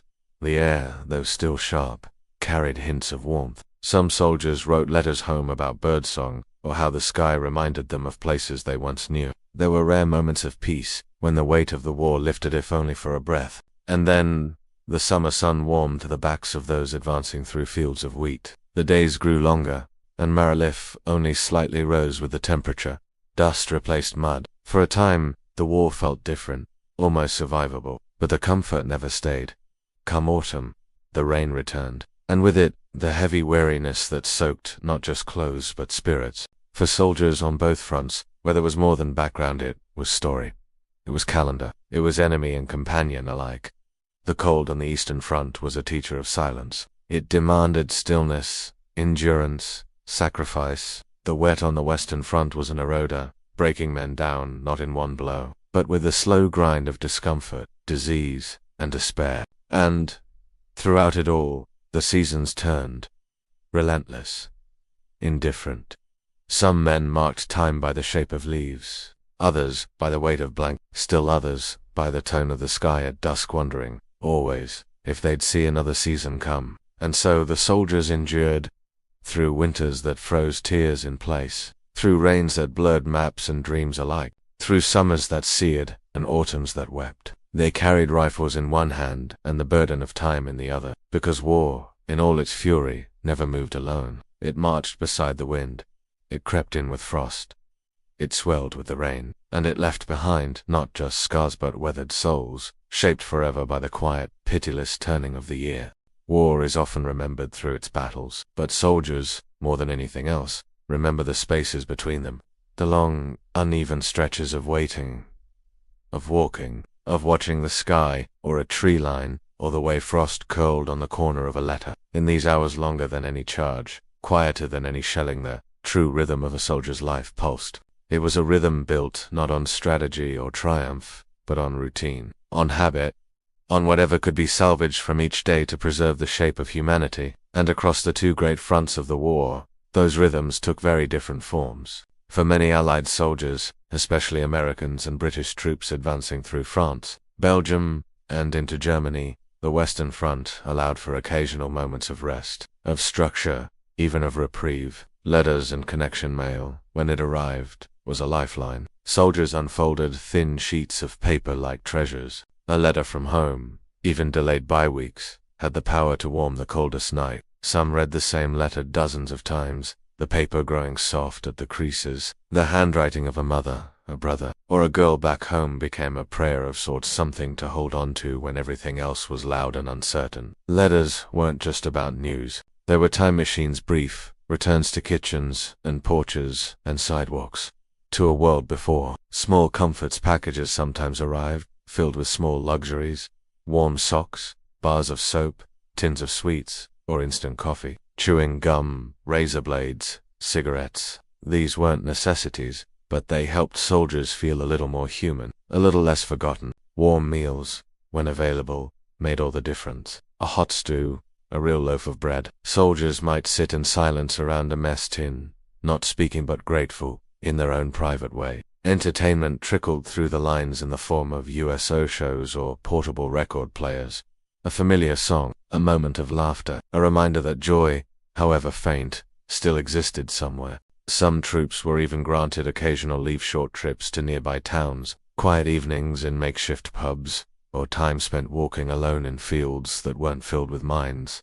It wasn't peace, but it was distance. And for a tired mind, that was sometimes enough. Tension beneath the calm, and yet there was always the underlying pulse of tension. The war never truly left. A quiet village might hide snipers. A lulling gunfire might precede an ambush. Even sleep was uncertain light, fragmented, ears trained for the sudden whine of a shell. In these pauses, the fear didn't fade. It simply waited. And the soldiers, trained for chaos, learned how to exist within stillness that might shatter at any moment. To live on the Eastern Front was to know that safety was a concept, an idea that did not exist in practice. For most soldiers, especially those in the Red Army or stranded German units, there was no rear, no base, no haven. The front followed them everywhere, or rather, they followed it with little rest, little comfort, and almost no illusion of escape. Survival first. There were no concerts, no postal deliveries, no reliable warm meals. Food came, if it came, as frozen bread broken by the butt of a rifle, thin soups cooked over makeshift stoves carved into snowbanks. Some gnawed on roots, others on the stale remnants of hardtack biscuits that cracked teeth before they satisfied hunger. Water had to be melted from snow. Firewood was scavenged from wrecked doors, broken crates, or dead trees. Soldiers gathered around the faintest embers, hands outstretched not too warm, but to remember what warmth used to feel like. Many hadn't changed clothes in weeks. Boots fell apart at the seams. Lice burrowed into uniforms. Soap was a forgotten luxury. Skin grew raw from the cold, from sweat, from exposure. Relief, found and invented, and yet, even here, small comforts emerged. Some carved wood between patrols, simple things, spoons, chess pieces, little Others sang, in low voices, songs from childhood or home. Even if the words were whispered, the melodies were shared. A few kept photographs tucked into their pocket. Images faded from damp, worn through from touch. A face, a dog, a sunset. Not a memory of who they were, but a reminder of why they still were. Friendships became fierce and fast. Comrades shared blankets, cigarettes, stories. They leaned on each other, sometimes literally, to stay upright, to stay sane. Sleep came when it couldn't. Cold earth, under the open sky, or sitting upright in snow-covered trenches. There were no beds, only exhaustion deep enough to ignore the cold. It is tempting to draw clean lines between the Western and Eastern fronts, comfort versus deprivation, structure versus chaos. But in truth, War blurred those lines constantly. Both fronts taught men how to live with fear, how to wake each morning not expecting peace, but simply hoping to endure the day. Both taught how to make rituals of necessity, how to find a kind of rhythm in the abnormal. Both demanded that soldiers forget what normal once meant. And in both places, relief when it came was quiet. A shared laugh, a tin of warm tea, the distant sound of birdsong, the feel of dry socks, the last cigarette in a pack, or simply surviving another sunrise. Soft reflection, and so the days passed, one indistinguishable from the next, marked not by battles, but by the little things that made the waiting bearable. On the Western Front, it was mail and music. On the Eastern Front, it was fire and memory. But in both, it was the same human need. To feel alive when everything around you insisted otherwise. Let your mind drift now to the edges of a trench, where a soldier, eyes closed, hums a tune from long ago, where another turns a spoon carved from ash wood in his hands. War is terrible, but daily life, those small acts of survival, are what keep the soul from unraveling completely. War is not fought only with rifles and orders. It is carried on the backs of memory, held in silence during the long watches of night, etched in the lines of a young soldier's face who suddenly feels older than his father. What happens to the mind when it is asked to endure the unendurable, day after day? Morale, so often mentioned in history books, is not just a matter of cheer or loyalty. It is a delicate, shifting force, made of camaraderie, of belief, of hunger, of fatigue. It is built in letters from home and shattered in a single scream on the battlefield. And on the two great fronts of the Second World War, morale took very different forms. For the soldiers who fought across the frozen plains of the Eastern Front, Soviet and German alike, the war was less a campaign and more a crucible. Disciplined by command or fear, Soviet troops were often commanded to fight to the death. Retreat, even when tactically necessary, could be considered treason. Penal battalions were sent forward as expendable shock troops, and behind the lines, special units known as blocking detachments were tasked with preventing desertion, sometimes by force. German troops, too, suffered from rigid discipline as their offensive faltered.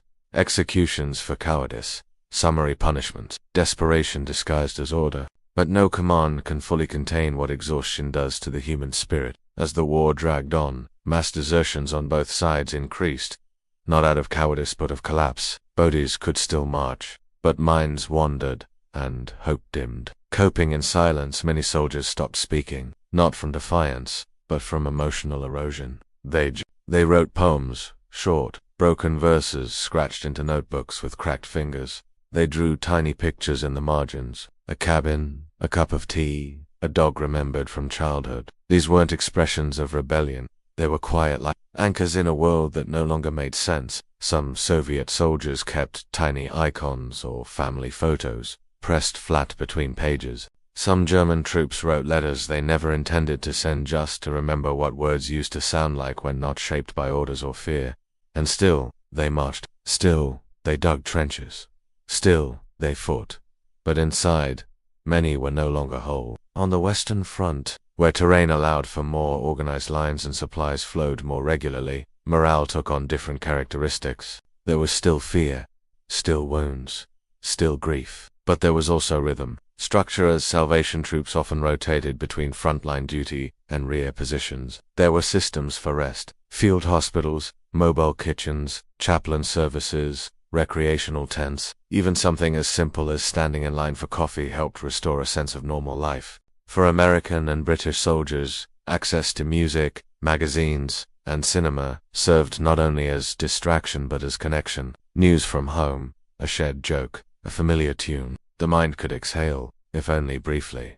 But with rest came time to reflect, and with reflection came the slow, steady trickle of unease. The safe zone wasn't always safe. The Western Front brought its own kind of mental tension.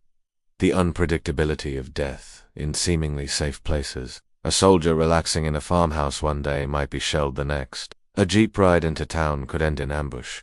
No place was truly secure, and that unpredictability created a unique anxiety different from the numbing horror of the East. Here, soldiers stayed alert even during meals, even while shaving, eyes always watching doors and sky. It wore them down in subtler ways. Despite their differences, soldiers on both fronts shared a gradual detachment from feeling what we now call PTSD. What they then called battle fatigue, or shell shock, was often invisible. It showed in the way men forgot names, how they stared too long at nothing, how laughter sounded strange in their own ears. Some wept when handed a warm coat, not from gratitude, but because the simple kindness felt foreign. Some forgot what month it was. Some carried lucky tokens, talked to them, believed in them, because belief in something, even a pebble or button, was better than believing in nothing. Through it all, it was often the bond between soldiers that kept morale from fracturing entirely. On both fronts, among all armies, comradeship offered a fragile, flickering light. A friend who shared a cigarette,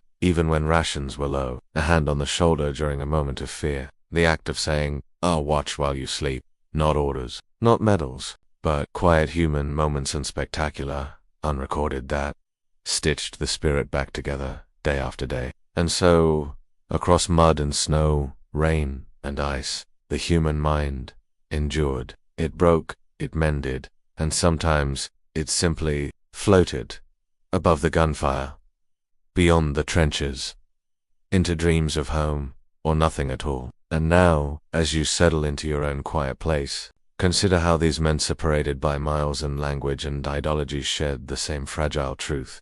To survive war is to survive the self within it. In war, the enemy is often a shadow, a name whispered with venom, a shape glimpsed down the barrel of a rifle. But behind every uniform is a beating heart, and not every soldier enters war hating the man who stands across from him. Yet war teaches them too, and nowhere were those lessons more severe and more different than on the two sides of the greatest conflict of the 20th century. On the Eastern Front, there was no room for nuance. The hatred between the Soviet Union and Nazi Germany was absolute, born from ideology, inflamed by history, and deepened by unimaginable brutality. To the Germans, the Slavic peoples were seen as lesser, an obstacle to be removed for living space for the Reich. To the Soviets, the German invasion was not merely a military threat, it was an existential one. And so, soldiers were taught not just to defeat the enemy, but to destroy him. Propaganda of hate, Nazi propaganda, depicted the Soviet soldier as a mindless, brute and uncivilized creature fueled by chaos and vodka. Likewise, Soviet leaflets described the German invader as a machine of cruelty, a soulless occupier who burned villages and slaughtered innocents. These weren't just slogans. They shaped how each side viewed the other, not as men with homes and dreams, but as threats to be eradicated. Captured soldiers were often executed, not out of tactical necessity, but out of dread. Because to be captured was to risk fates worse than death, torture, starvation, humiliation, on both sides. The fear of falling into enemy hands loomed as large as the fear of being shot, when hatred met exhaustion. But even hatred has limits. In rare, unrecorded moments when snow fell silently, and battle lines held still, some Soviet and German soldiers reportedly lowered their guns for an hour, traded cigarettes, stared at each other across a frozen ravine, and realized they were both freezing, both hungry, both haunted, but those moments were fleeting. For the Eastern Front left little room for reflection, only survival. On the Western Front, the lines between enemy and equal were blurry. While propaganda existed, posters warning of German deception, speeches rallying support often carried a different tone. The Germans were not painted as subhuman monsters. They were soldiers of another country. They wore different colors, but they shaved the same way, ate the same bread, and sometimes, in the quiet of the trenches, sang the same songs. Familiarity breeds reflection. Many Allied soldiers came face to face with German prisoners and were surprised. Some were frightened boys, some spoke English, some cried when handed water. The enemy had a face, a voice, a trembling hand that looked a lot like one's own. And while not every soldier felt sympathy, the seeds of doubt were planted in many minds.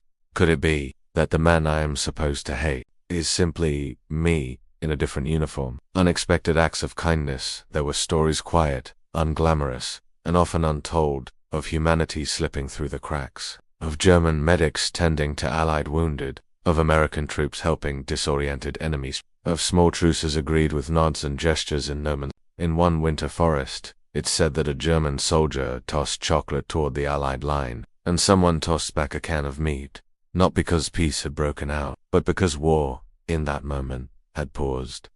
Propaganda might shout, but it cannot silence the whispers of the heart forever. Even amidst bullets and orders, many soldiers discovered a quiet, uncomfortable truth. The enemy was often a reflection, someone who wanted to survive, someone who feared death, someone who thought of home. Some turned away from that truth. It was easier not to think, but others, they wrote about it, carried it with them, and let it shape how they told the story after the war had ended. So now, as you rest in your own quiet space, imagine the stillness between two camps, a fire flickering low, a soldier clutching a photograph, another humming a song his mother once sang, and on the other side of the line a stranger doing the same, neither truly knowing the other, but both, in some way, understanding. As the final months of the war drew near, the pace of conflict quickened, but in many soldiers' hearts, time seemed to slow, not toward celebration, but toward a kind of quiet collapse. The end of the war did not arrive like a trumpet's blare. It came more like a long-held breath, finally, painfully released. The Red Army had crossed the Dnieper, then the Vistula, and finally, the Oder. And then, in the spring of 1945, it reached Berlin. The final push was brutal. Street by street, building by building, the city crumbled under fire. And still, the Red Army advanced. For the Soviet soldiers who had survived the winters, the starvation, the retreat and advance and retreat again, victory came not with cheers, but with exhaustion, the cost of survival. Many who walked into Berlin had lost entire units along the way. Brothers in arms, buried in shallow graves or left in the ice. Home, if it still existed, was far behind them often, just a name, a memory, a place, scarred by war. Some would return to find their villages burned, families gone. Others would return only in dreams. The relief of victory was dulled by the weight of all they had endured. There were no parades for the frontline soldier sleeping in a ruined house, his boots still wet with snowmelt. There was only silence, and a hope that he might sleep without waking to artillery. Meanwhile, to the west, the war ended on different ground. There were still battles, fierce ones. The Battle of the Bulge had tested nerves and bodies alike, and river crossings, such as the one at Remagen, had cost dearly. But by the spring of 1945, Allied troops were moving steadily eastward. France had been liberated, and with each mile crossed into Germany a strange, quiet realization began to settle in. Joy with shadows in Paris. Jazz clubs reopened, buzzed again, and American jeers wrote letters with hands that still trembled. They could laugh again, but they also fell silent, without knowing why. Some spoke of returning home and building families. Others could not imagine ever leaving the war behind. For some, the worst had been seen not on the battlefield, but in the aftermath. In liberated camps, in eyes that no longer held light, in rooms where silence clung like smoke, from front lines to footnotes. For both Eastern and Western soldiers, the transition from war to peace was not a switch, but a slope. Some walked away, physically whole, but carrying invisible burdens. Some returned to cities untouched by bombs, yet felt displaced by their own survival. Others, especially on the Eastern Front, were treated with suspicion, interrogated, monitored, their sacrifices swallowed by state narratives. There were no perfect endings. In some ways the war never quite ended for those who fought it. It echoed in dreams, in sudden silence, in the weight of medals tucked into drawers and never mentioned again. For a Soviet soldier returning to a half-standing farmhouse in Smolensk, and a British infantryman riding a slow train back to Manchester, the end felt less like a finale, and more like the beginning of forgetting. And now, as we lower the curtain on this long journey, through winter forests, ruined cities, and muddy fields, let the silence speak for what cannot be spoken. Let the quiet hold the names never recorded, and let the memory settle, like dust on a helmet, gently, slowly, completely.